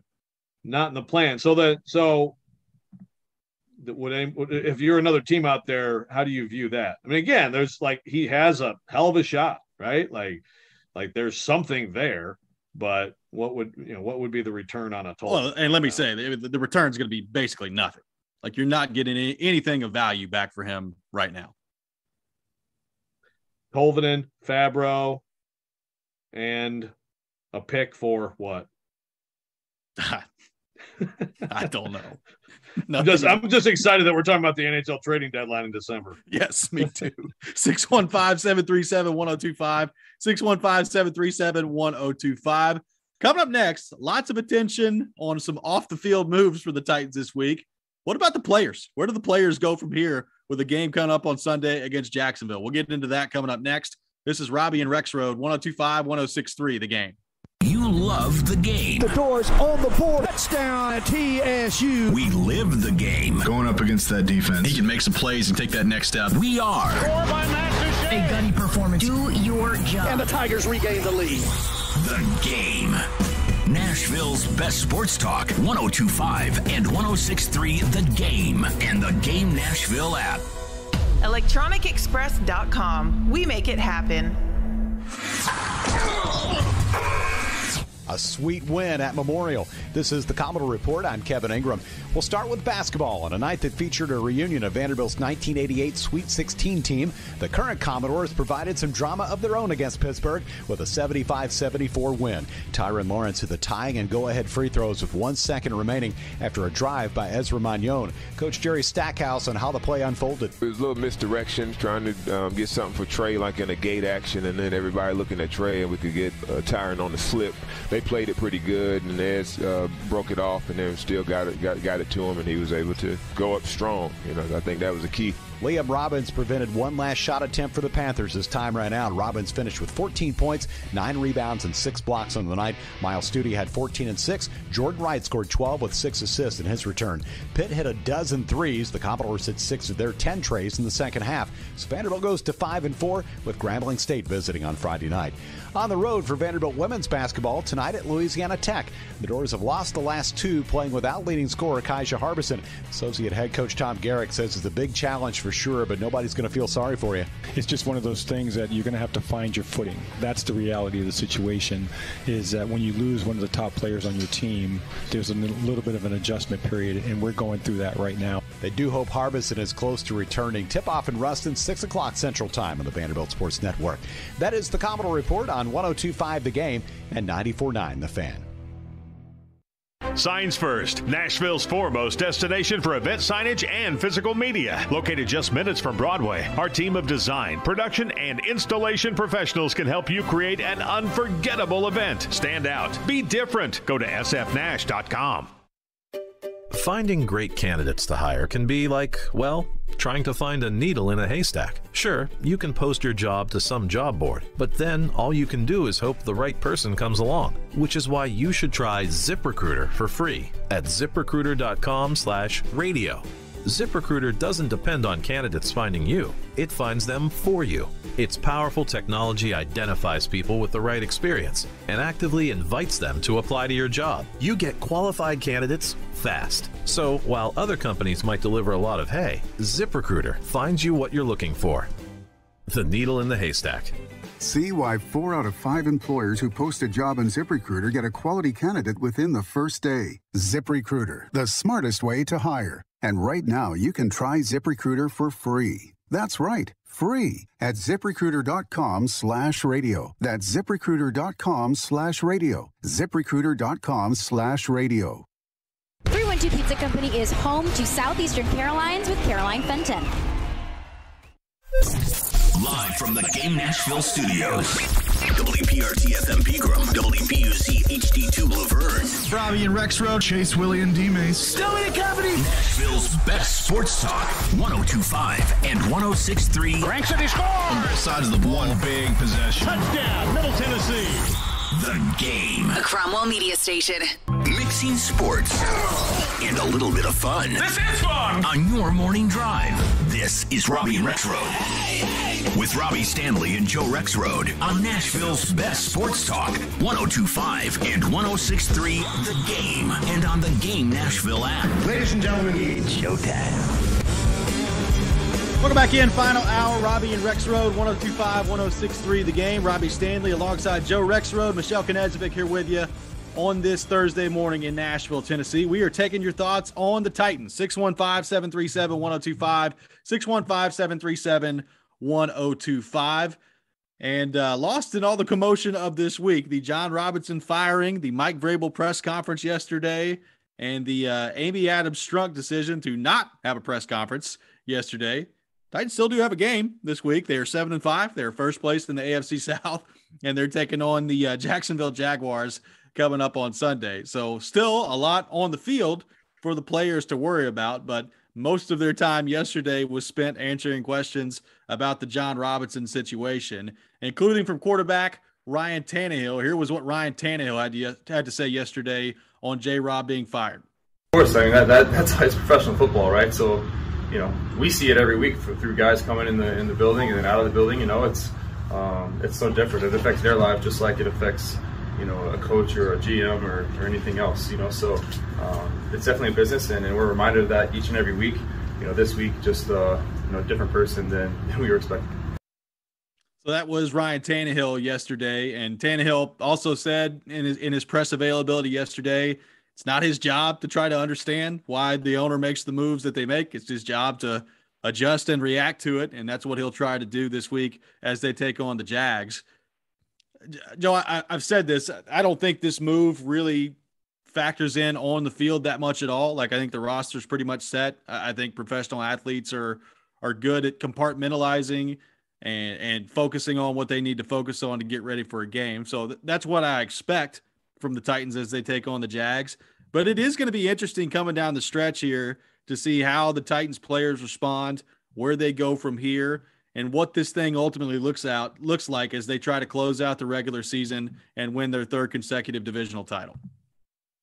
Yeah, it's going to be very interesting. You know, a good point, by the way, by Tannehill. You know, I actually appreciate the point. I mean, and Byard kind of the same idea. I think you'd get that from a lot of players. You know, basically, like, look, we see people lose their jobs constantly in this league. You know, and it's people who, you know, in a lot of cases, you know, you have a young kid at home or whatever the case may be. I mean, like, real people, and that's the NFL. He just, obviously, this is one of those things that expected. So it's huge news. I mean, there's no question that, like, it's something everybody's talking about, right, in the locker room. A little different than, like, if, you know, if a guy comes in off a practice squad, is there for a couple weeks, and, you know, you're used to that churn. You're not expecting your GM to be canned when you're in first place, when he's done nothing but win, and when you're in first place, you're trying to make a push. So I agree. Like, I agree with the idea that the message sent is not good to the players. I also I don't really, I think the distraction element and the combination of distractions is a concern. I don't feel like there's either way Sunday, it's going to be like, that J-Rob thing was weighing on them if they lose, or they're so mad about J-Rob. Look what they just did to the Jaguars. Sorry, Trevor. It's like, again, you're trying to win. You're trying to do your job. You're trying to stay in the NFL. It's hard to stay in the NFL. Well, by the way, real quickly on that front, I mean, Trevor Lawrence is day-to-day with the foot injury that he sustained against the Lions. So we'll see what his status looks like as they move forward here.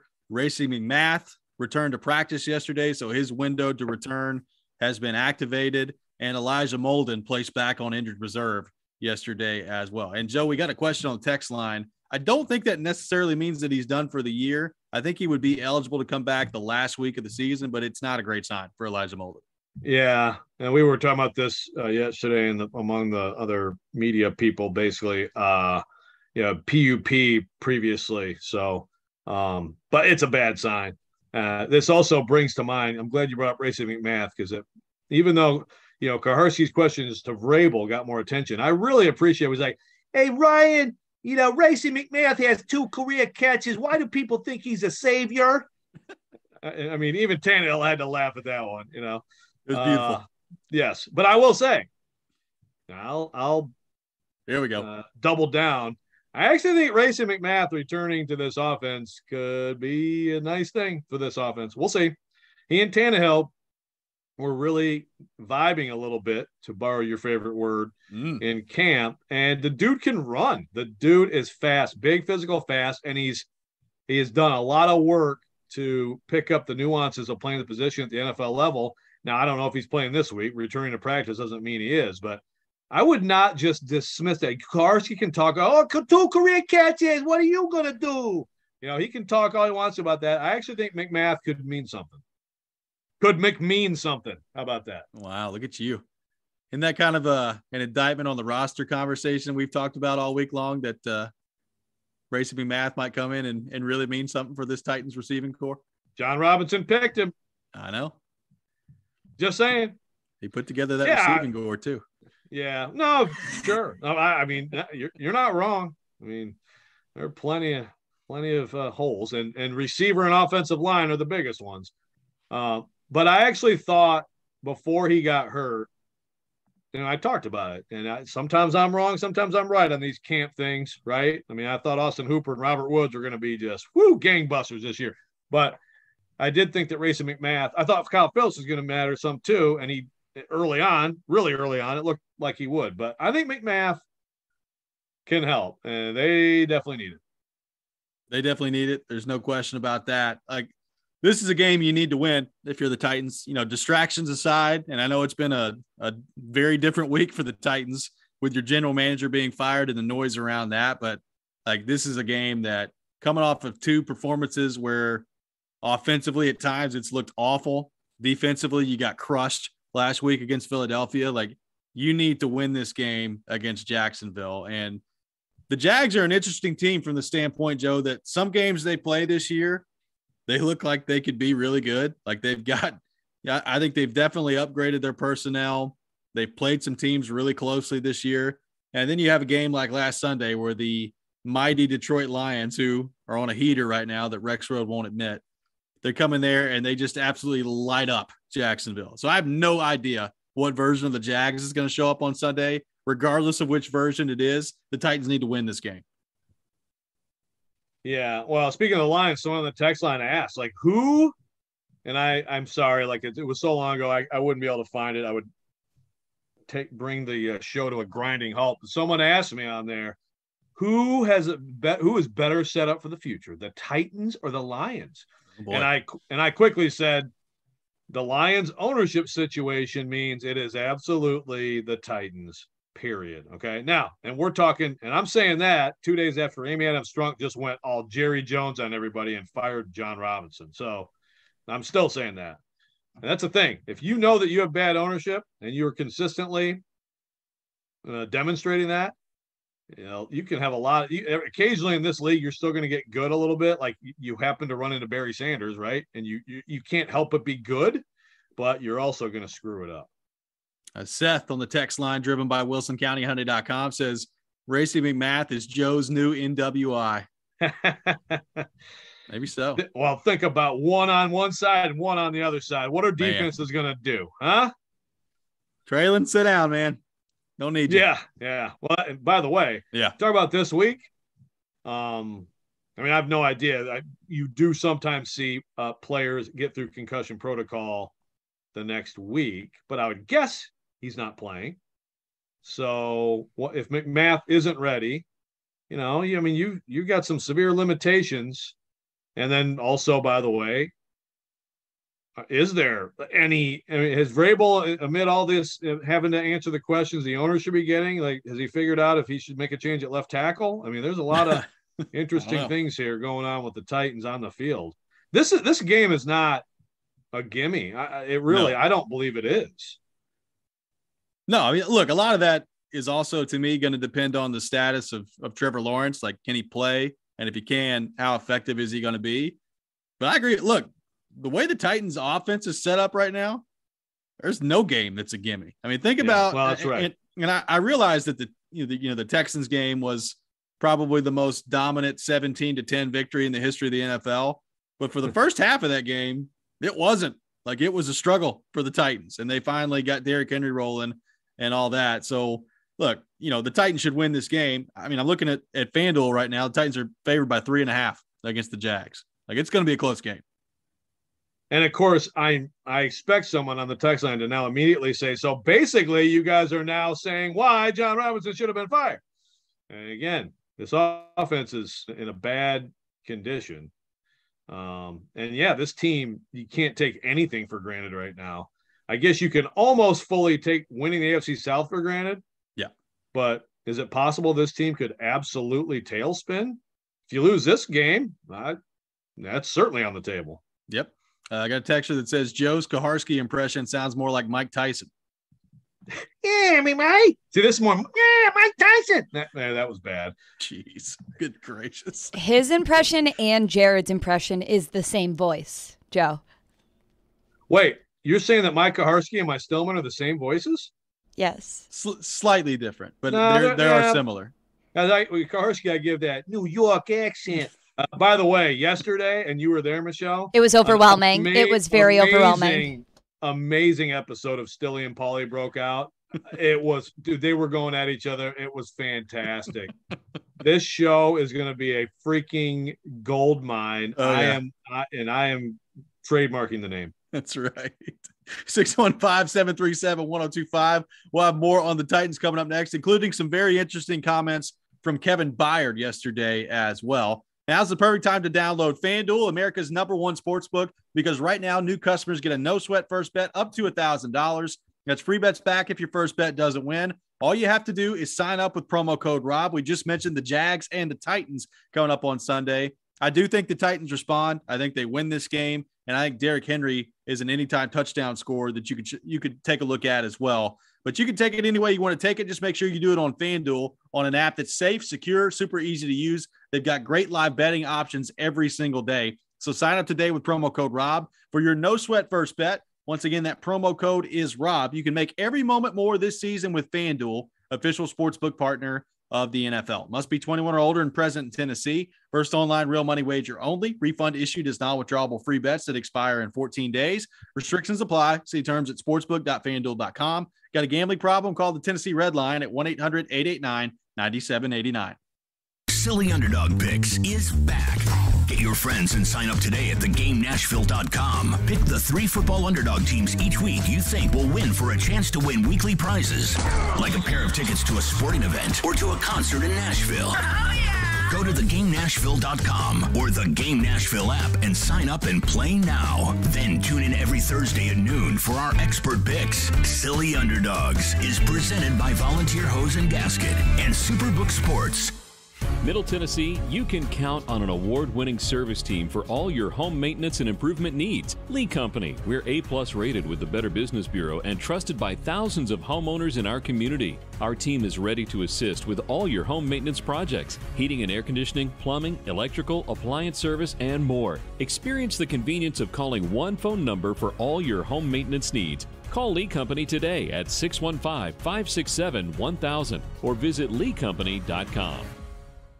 When joint pains cause you to sit out on everyday activities, it's time to make an appointment with Dr. Matthew Beal at Houston Clinic Orthopedics. Dr. Beal can diagnose your problem and treat the joint pain for both surgical and non-surgical matters. Board certified and fellowship trained, Dr. Beal specializes in hip, knee, joint replacement, and adult joint reconstruction. Visit tn.houston.com to learn more about Dr. Beal and to book an appointment online. Houston Clinic Orthopedics, when experience matters. How to say I love you without words and make your money go further this year? A beautiful piece of jewelry from Genesis Diamonds, and we're making it easy with zero interest financing. That's right. While interest rates are on the rise everywhere else, at Genesis Diamonds, we're lowering rates all the way down to 0% with zero down. This is in addition to Genesis' amazing, unbeatable value prices. How about a 5-carat diamond bracelet for only $85 a month? Or a luxury pre-owned Rolex Submariner or Datejust? Pay nothing down and spread the cost over 5 years. Everything's included in this amazing holiday offer, but this is only through December 12th, so shop early. Unique designer jewelry, colored gemstones, classic diamond studs, handcrafted engagement rings starting as low as $35 a month with zero down. Even our GIA certified diamonds are included. Let Genesis help you find that remarkable gift for the season and enjoy low payments and 0% financing for 5 years with no money down. Merry Christmas from Genesis Diamonds, Green Hills and Cool Springs on approved credit. Open Sundays till Christmas. We want to hear from you. Thanks for taking the call. Join the conversation. Call or text at 615-737-1025. Driven by WilsonCountyHyundai.com. You're listening to Robby and Rexrode on 102.5 and 106.3 The Game and on the Game Nashville app.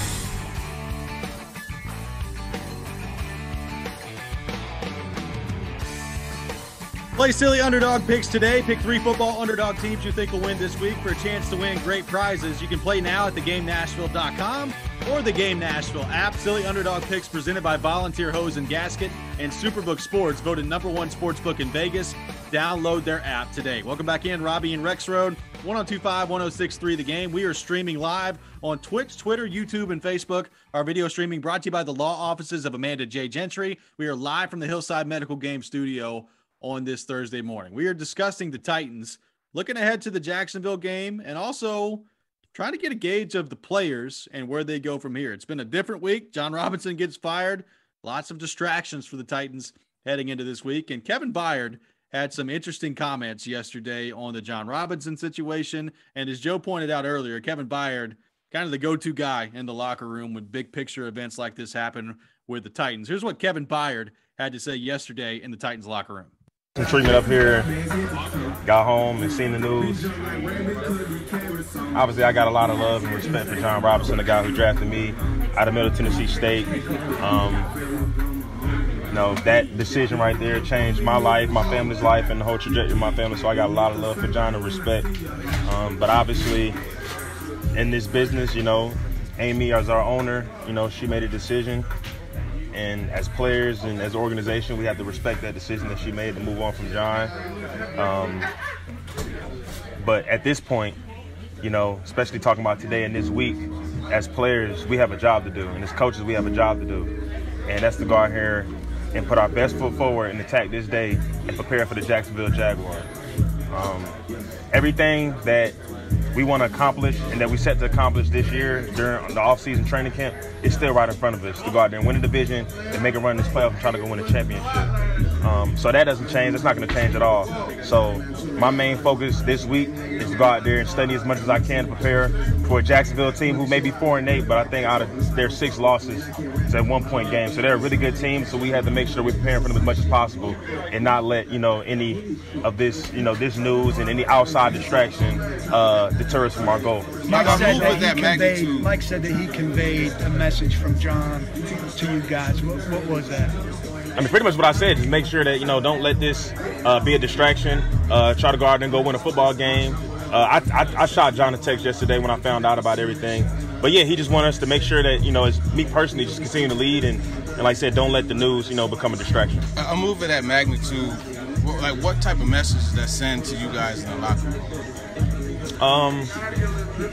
Because how sometimes you change a quarterback and you get that spark. Nah, exactly. This is a GM, Yeah, at the end of the day, nothing's really changed. as of right now, I can't say or not, but I mean, still gonna have the same guys out there on defense. Obviously, had some injuries and stuff like that, but you know, like I said, I mean, at the end of the day, you know, these decisions, it's tough. You know what I'm saying? Like, I don't want to see the guy who drafted me get fired or whatever, but it is what it is. We got to respect that decision. So, like I said, I'm just trying to make sure I'm doing the best I can as a leader to just not let it be a distraction. Like, when we get to talking about this conversation, that conversation, like, hey, we got the Jaguars this week. Bottom line, we got to find a way to get to 85. Seems to suggest That was Kevin Byard yesterday in the Titans locker room. And, you know, as you said, Joe, the guy that you really go to when big picture events like this happen, it's also one of those things, too, where, you know, he did point out in his comments that his wife and John Robinson's wife, very close. This is obviously, there is a human part of this that, especially for guys like Byard and Henry, who have been around for a long time and have been around the organization for a long time, I'd assume you've got a pretty good personal relationship with John Robinson as well. Like, you got to put that aside and go prepare for a football game. Like, that balance is pretty interesting this week. And, you know, as far as the message that was being sent, obviously a strong one from maybe Adam Strunk. We talked about that a lot yesterday. But Byard says, look, I want to win a championship too. This is something that all the goals are still right out in front of you if you're this Titans team. We all think we know how this is going to end. We think the Titans are going to win the division, and we think they're probably going to be one and done, at the most two and done in the playoffs. We think we know that, but if you're a player, like, you can't think that way. No, exactly. And I thought he laid it up there pretty well. Again, later he said, again, you kind of got back around to believe, do you believe this team can win a championship? And, Byard's like, I want to win that championship my damn self, And and also then he was also later asked about, like, what about I don't remember, it might have been either Corey or Carsey, but it was basically like, what about your own security? The guy who drafted you is gone, and he kind of shrugged it off.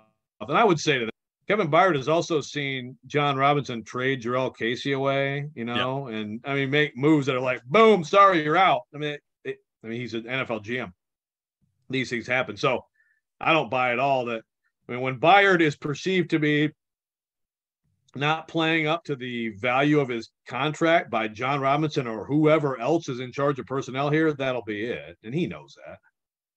Yeah, totally agree. And, just from his standpoint, from the players in the room, like, it's pretty clear. Vrabel, one thing he's really good at, I think on a weekly basis, is whatever his message is, he nails that into the team, and they basically like regurgitate that all week long. And that's been the case all season. A little bit of that yesterday from the Titans as well in terms of moving forward here. I think Jeffrey Simmons at one point yesterday said, I won't be rude, but I'm kind of done talking about the J-Rob situation here. So, I mean, that doesn't really surprise me from a player point of view there, but I am interested to see how the Titans play coming up on Sunday. If they lose the game, there will be a whole lot of, man, that sure was a distraction for the Titans this week. Look, I think there's a chance they could lose the game regardless of what the circumstances were, but if they do, Joe, it'll be a lot of what we hear on Monday.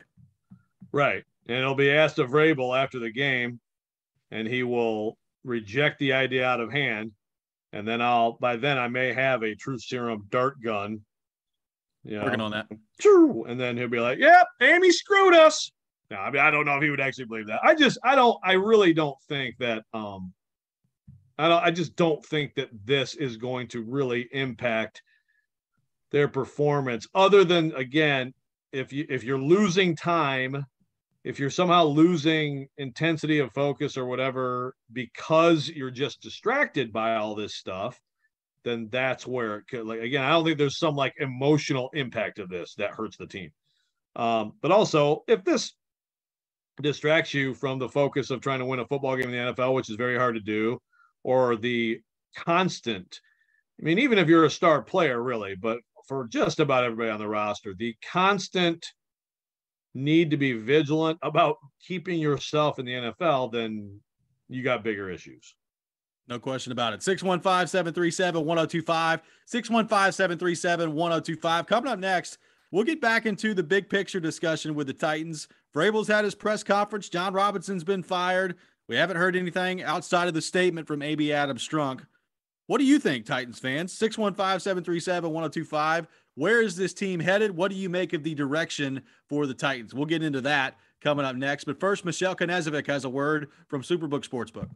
Yes, I do. Thank you, Robbie. We got a little Thursday night football tonight. We got the LA Rams. Looks like Baker Mayfield might have a chance to play tonight. And we also have the Raiders. Davante Adams has really been doing well lately with Derek Carr. But listen, the Raiders are a 7-point favorite. It's moved up. It was at 6.5 this morning. They're now a 7-point favorite. I do think that is too big of a spread. I think this is going to be a close game. So I'm going to take the Rams plus the 7. I will take the Raiders, though, on the money line. And I think if you want to throw in a couple other things in there, you can do a Davante Adams anytime touchdown. But listen, you want to make extra money this holiday season? Superbook is here to help you because you can win some money from Vegas with the weekly parlay bonus from Superbook Sports. So if you place a 3-team football parlay, Superbook will give you $10 bonus voucher. And it's your holiday bonus courtesy of Superbook Sports. So rack up the wins, earn some holiday cash by betting parlays with Superbook. Download the Superbook Tennessee app and place your parlays today. Visit superbook.com for terms and conditions. Gambling problem? Call 1-800-889-9789. I'm against it with 5 weeks to go before the playoffs. The Titans have fired general manager John Robinson. I think the move and the timing was appropriate. My only regret with this is that Downing is not in the unemployment line with him. Vice President of Player Personnel Ryan Cowden will take over for the rest of the season. What is next for the two-tone blue? Keep it locked to 102.5 and 106.3 The Game and the Game Nashville app.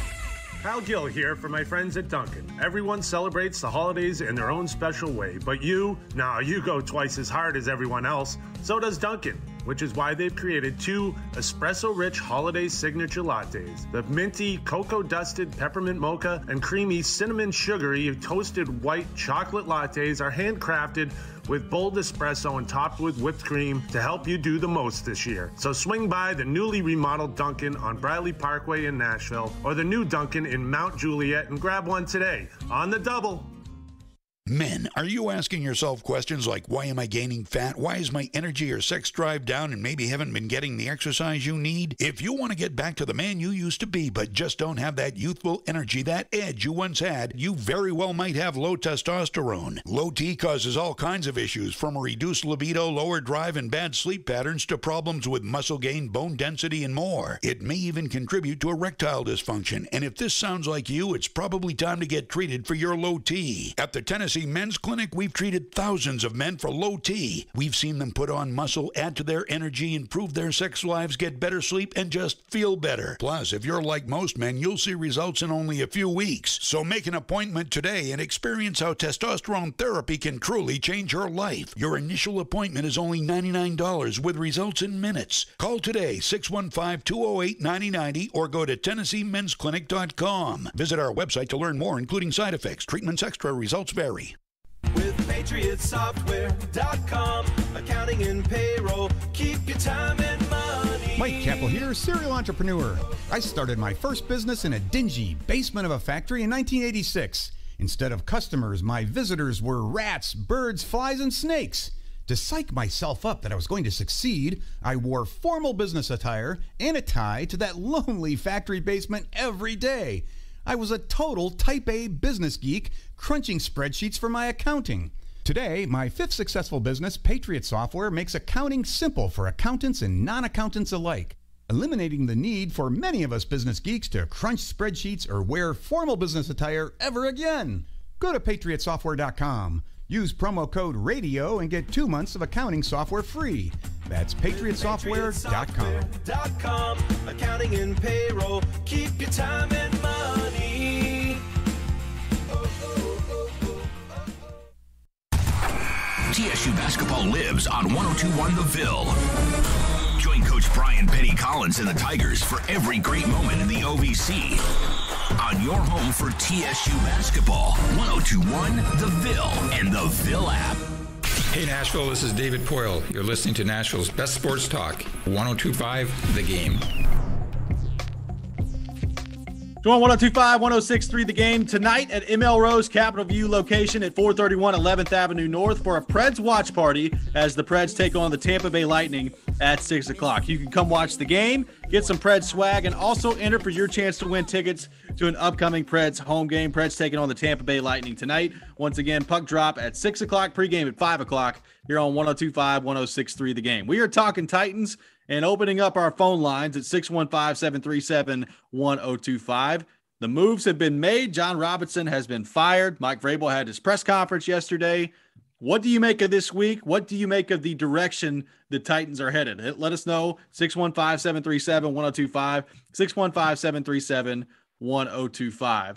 Joe, from the Vrabel press conference yesterday, were you able to, kind of reading between the lines, discern anything as far as what his role could be, what his role will be moving forward? Not from a coaching standpoint, but from a personnel standpoint with Mike Vrabel. Well, I think the one thing that I would take away is if Mike Vrabel didn't want any more control or, didn't want any change in the way things go, he could have said that. Now, you could still argue if you're his agent or something, don't say anything. There's no reason to say anything. Don't say anything. But he could have quashed it a little bit, with a lot of questions that various of us had revolving around the idea of Mike Vrabel just having more power, having more say in personnel, possibly being the GM coach or at least being a coach. And there are some in this league who have final say. Kaharski made the point yesterday. Yeah, there's one guy. It's Belichick.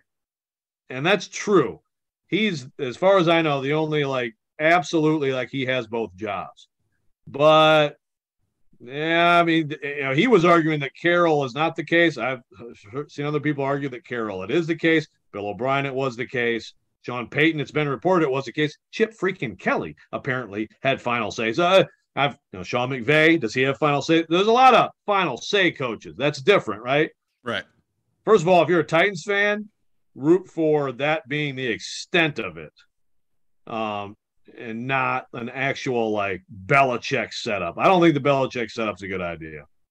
And I think that non-Tom Brady years kind of hammer that home a little bit, but from Vrabel, I took away he's open to it. I can't he's open to more. He's open to more power. He's open to, because if he wasn't, he could have said, no, the next GM's going to come in. It's going to be exactly the same. I'm going to coach the team. That's my focus. I coach football. And then, we'll collaborate like I did with John, and that's that. And so he could have said something along those lines and basically didn't. I think some of his non-answers said something yesterday. Well, I'll go back to what I said earlier in the show. To me, we've talked about the timing of it from the A.J. Brown standpoint to fire John Robinson, and that's certainly a factor. I would also say the timing of it in the middle of the season from this standpoint better be a factor. If you're firing John Robinson when the team is 7-5 in first place in the AFC South and you're doing it while you're still playing football, you better have a plan. You better have a defined plan of what you want to do, whether that's giving Mike Vrabel more power, whether that's basically making him the head coach and the GM, whether it's giving him more power and hiring another GM who's a GM in name only, or maybe you've identified somebody out there with another team and another front office, whatever the case may be, that you believe is the person that you want to lead the team. Regardless of what it is, and I don't know what it is for the Titans. We'll find out at some point what that plan looks like. But you better have that nailed down before you make a move to fire John Robinson, in my mind. If not, then you're just kind of wandering through the wilderness right now trying to figure it out as you go. And I don't know why you'd fire your GM if you don't have a specific plan of what you want to do in place. Yeah, no, I agree. If it's just well, it's not going to work out, so let's figure it out. In the meantime, you're fired.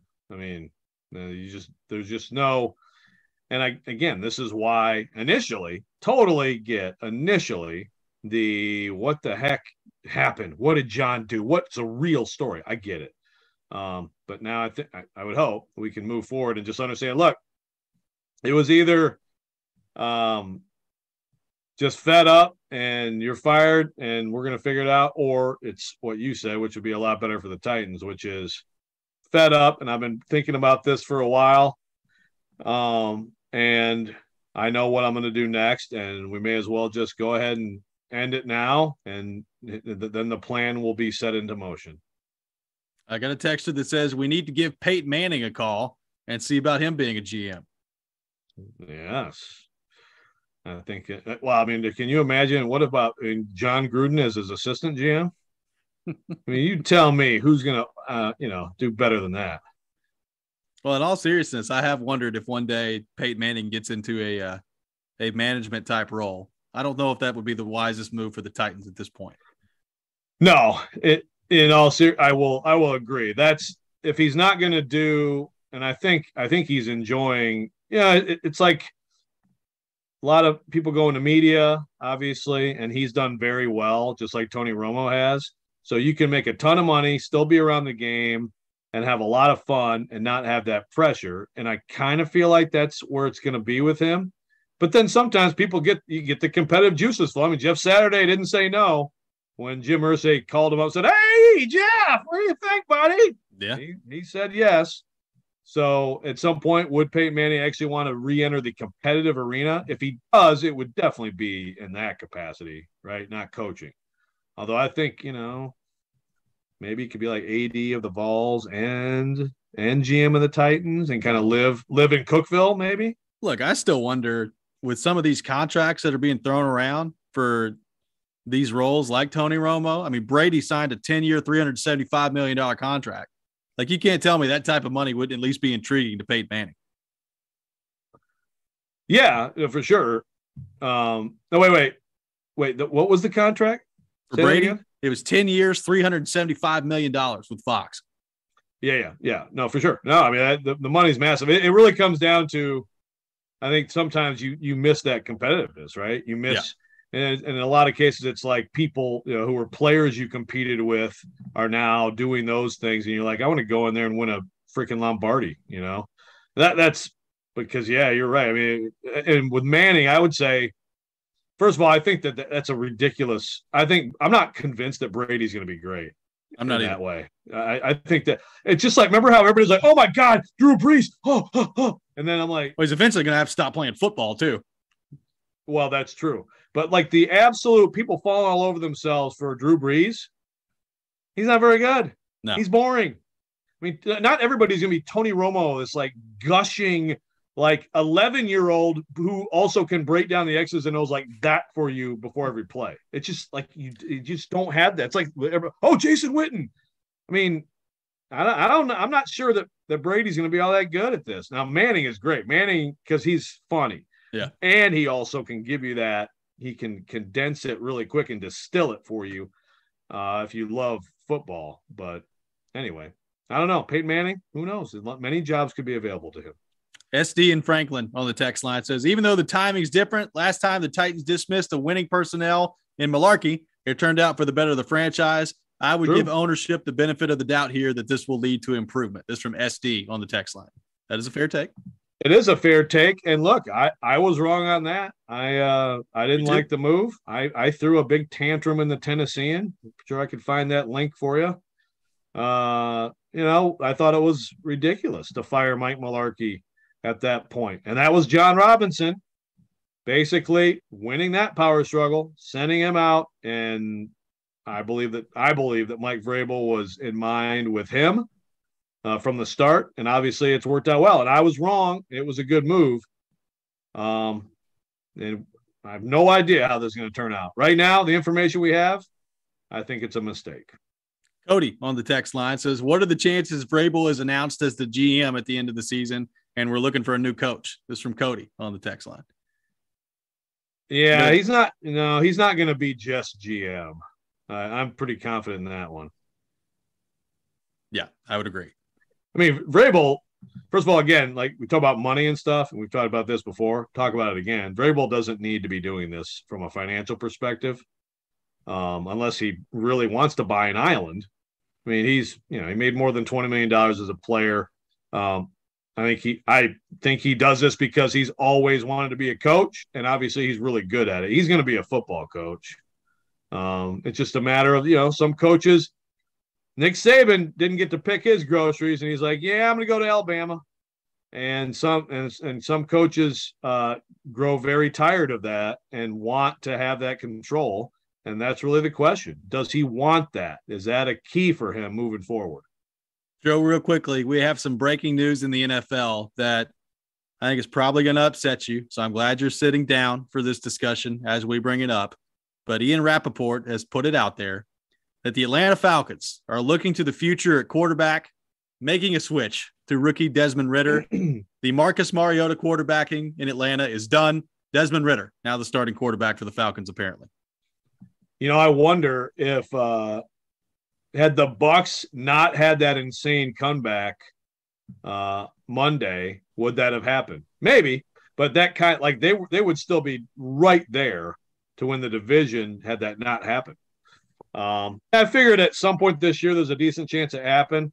You know, Mariota, I thought had some good moments, had some bad moments, was decent. I think we've kind of see, right? He's a fringe starter in the NFL. I'm glad he got another opportunity because I just thought it was a mistake to go try to have that opportunity with the Raiders. I think he should have gone to Chicago. But I'm glad that he had the opportunity and you kind of see what he is. You know, he's a guy who is good enough to start for like a handful of teams in the league. You were not as heartbroken as I thought you'd be. Well, I mean, look, we joke about Mario. Well, I mean, your hatred for Mariota is very, you know, it's ridiculous. As I often say, we love Marcus Mariota here on this program. Well, I don't know. I don't know that we're a unified front on that matter, but no, I have thought definitely more of him as a player than you have. But yeah, I mean, look, there's a reason that the Titans took off when they made that quarterback switch, which by the way, I also didn't like at the time. I mean, we can go back. Boy, I got a lot of takes that end up a Titans fan. So there's where you should really, be excited. Maybe this Amy Adams-Strunk move is just exactly what this team needs to go win a Lombardi. I thought more of him than you did, but like Ryan Tannehill's a much better quarterback than Marcus Mariota. I want to know, anybody on the text line? Oh God, do you disagree with that? Because sometimes we've seen that this year, Robby. I know. We've seen people say, never should have let Mariota go. Man, it's amazing. Like, every take you could possibly make up, someone actually has it. We'll take more of your thoughts on the Titans, 615-737-1025. What do you make of the direction, the aftermath of the decision to fire John Robinson? 615-737-1025. More on that coming up next. This Sunday following the Titans game, tune in for the NFL postgame with Jonathan Hutton and Chad Withrow live from the Superbook Lounge in Landshark Bar and Grill, Margaritaville on Broadway. Postgame show brought to you by Renters Warehouse, Two Rivers Ford, now with a huge inventory of in-stock vehicles to choose from. Superbook Sports, voted #1 sportsbook in Vegas. Download their app today. This is Robby and Rexrode, 102.5, 106.3, The Game. OrderGreen.com. You know them by now. They're my only choice for high-quality THC and CBD products, and they're delivered right to my doorstep. Hey, folks, Joe Rexrode here. Yes, you heard that right. OrderGreen.com will send cannabis products right to you with discreet same-day shipping. OrderGreen.com has been great for me. Just what I need during this busy time of year. Takes the edge off physically, mentally. Terrific products. And if you use promo code Joe20, you're going to get 20% off your first purchase at OrderGreen.com. Do you have a subscription to OrderGreen.com? It'd be a lot cooler if you did. You won't be able to tell if you're in Colorado or Tennessee. Trust me. That's OrderGreen.com. Need cash for the holidays or to pay off credit cards right now? Loan Pronto's all-new Express Equity Line of Credit program is just what you need. This is great. You can keep your low mortgage rate and still get cash out. That's right. You don't have to do a full home refi. You can tap a small portion of the equity you have and enjoy a super low rate. With Loan Pronto's Express Equity Credit Line, you can close in 7 to 10 days, and a $50,000 loan will come your way, and it only costs you around $300 a month. Use that money to pay off whatever bills you have, credit cards, consolidate other debt, or start a home improvement project. With Loan Pronto, you can access up to 95% of your home's equity, and 9 out of 10 homeowners won't even need the appraisal. Even if you did a total refi recently or just bought your home, you can tap the equity with this fast, easy program. Do it now before the holidays. Call Loan Pronto, 615-499-5780. That's 615-499-5780, or go to loanpronto.com. Equal housing lender, NMLS 1661781, subject to lender approval. Hey, it's Hutton. Interest rates are rising, but not at Spring Hill Heating and Cooling. Replace your old unit fast before new regulations increase prices up to 20%. Get a new unit today at today's price and receive up to $1,500 off, or get 18 months of no payments, so the first payment is not until spring of 2024. At Spring Hill Heating and Cooling, all new systems come with a 10-year parts and labor warranty.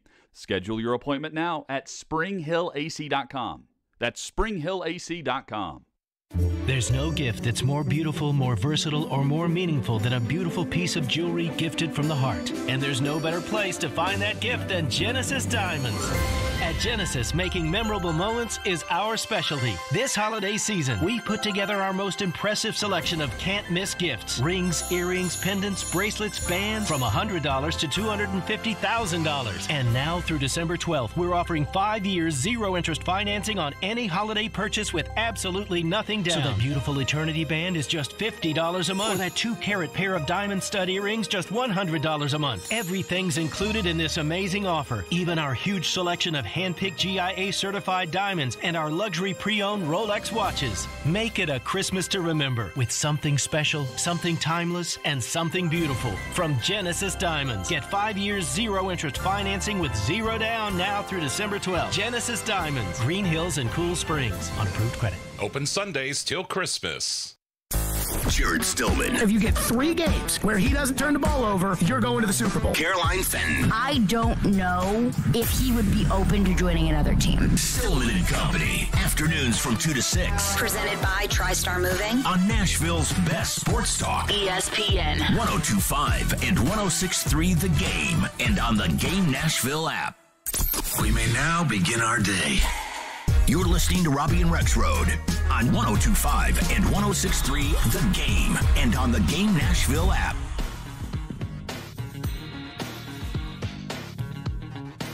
Tune into this Sunday's NFL Game of the Week on 94.9 The Fan. This week's game will feature the Tampa Bay Buccaneers taking on the San Francisco 49ers at 3:25. NFL Game of the Week brought to you by Red Spirits and Wine in Bellevue and Superbook Sports, voted #1 sportsbook in Vegas. Download their app today. Taking your thoughts on the Titans, 615-737-1025. Ron on the text line says, in the Army, you don't always agree with your commanding officer, but you must still follow him and his directions. Same here with Amy. Titans will be fine. She wants more for this team. I don't think there's any question. Look, I don't question Amy Adams Strunk wanting more for the team. Like, I fully believe that. I fully believe she wants to win a Super Bowl. All those things are great. Is this the best path to get there? That's what we're going to find out. And obviously that answer is still left to be determined. We don't know what the plan is. We don't know if Mike Vrabel is going to have more say-so in roster construction. We don't know if he's going to have final say. We don't know if they've got a specific general manager candidate in mind. All those things are answers that we just don't have at this point. But this is a bold move, a bold decision by Amy Adams Strunk, and no question about it, we're going to look back on this move, regardless of how it goes one day, Joe, as a turning point in the franchise one way or the other.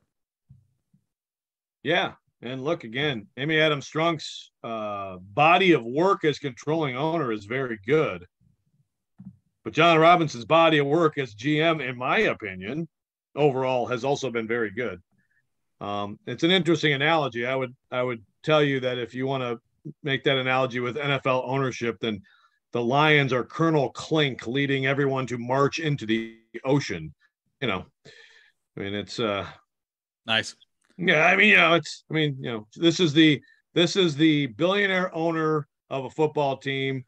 And if you are a consumer of the product who helps enrich the owner, then I think it's okay for you to you can think whatever you want. You can love it, and I think a lot of Titans fans do, and you can also question it and want her to answer the really burning question now of what is the plan? What is – I got a text that says, given the possibility that A.J. Brown's performance in last week's game was the tipping point for the firing of John Robinson, can you guys think of any precedent for that sort of thing happening where a player's performance ending up getting his previous general manager fired in the middle of a season? I mean, the short answer is no, I cannot. No. I'm trying to think, and this is actually, it's a good question because I should have been thinking about this, not even just in the NFL, but like Are there cases? Okay, who the heck? Well, Pocklington was the owner in Edmonton, right? Obviously, because like the Gretzky trade to the Kings, was like, but the thing is, like, that was ownership, so it's not like that was like the GM talked ownership. Yeah, I think this is a good idea, guys. Yeah. What? Trust me, eh? I think we ought to trade Wayne Gretzky. You know, that's your Canadian accent. Gee. I just threw it.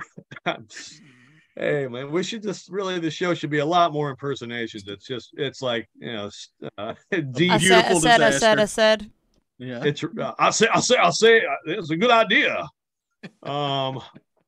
There's got to be some great examples of a bad trade that got a GM fired. But to repeat, and, you know, I gave Nick Suss a vote of confidence. He's probably kind of busy at the Tennessean writing all kinds of stuff right now. But again, he went back and got back to 2000 to find any GM fired with a winning record in season. Could not find one. If you tell me that you can't find one in the history of the NFL, I'm not surprised.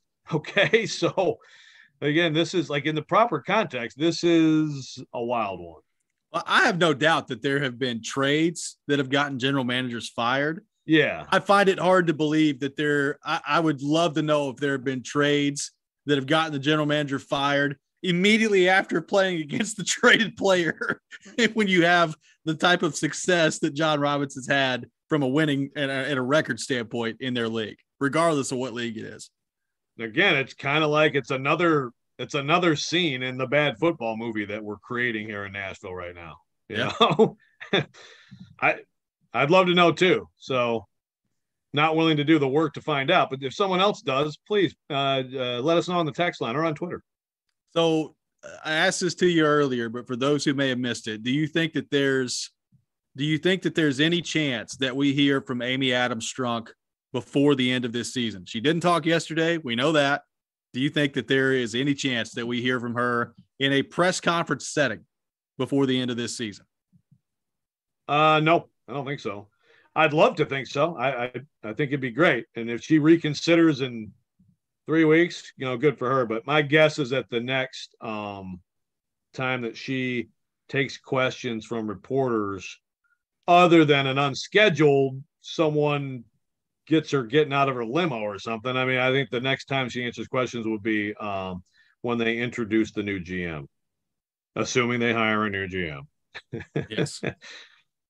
I mean, look, we've totally not talked at all about Ryan Cowden possibly getting the job. Yeah. I'm not putting that at 0%. Ryan Cowden's good, and he's been pursued by other NFL teams. It's just if you've lost faith in what John Robinson is doing, to me, that kind of says you've lost faith in what his staff is doing, right? You would think. And also, I know that you can't worry about perception being everything in a job like this, but I can tell you the perception for me, if Cowden is the one that they end up hiring as a general manager, to me, my perception is, okay, well, Mike Vrabel's really the GM at that point. And maybe he is, maybe he wouldn't be, but that would be the perception that I would have. And I don't think I would be alone there. I don't think you'd be on an island there. No. So I'm interested to see what happens on that front. Good thing is, Joe, it's probably going to be a while before we find out. Like, I don't imagine this is going to be something that is just handled in the next couple of weeks. Yeah, it's like basically now this shocking situation, and then it'll fade. And I don't know. I guess Jared will keep wondering if Vrabel was doing like the limbo on the plane or something, coming back from Green Bay and like fell and, you know, broke something in the plane. But, you know, for the most part, we move forward and you were just going to see what this team can do. You know, they're going to win the division. They're going to be in the playoffs. They could win a home playoff game. It'll go field, but that question will still be out there. You know, if you're someone who really cares about this team, the question is just going to be lingering out there for a while of like, what's the plan? What's the vision? What's the direction? I'm pulling for the Super Bowl so they can give J-Rob his Super Bowl ring after it's all said and done. I think that'd be awesome. And double bird. Yeah. Just wear the Super Bowl ring. That'd be, you know, and the thing is, like, imagine he shows up to get the ring, but also he's wearing an Indianapolis Colts polo because now he is the Colts GM. I mean, this is an amazing movie we're creating right now. We're really getting in there. That's going to do it for us today here on Robby and Rexrode. Chase Wheeler and D Mace is coming up next. They'll have Tim Hasselbeck coming up at 11, Elliot Friedman at 1 o'clock. You're listening to 102.5, 106.3 The Game. Stuck at work without a radio? Wait a minute.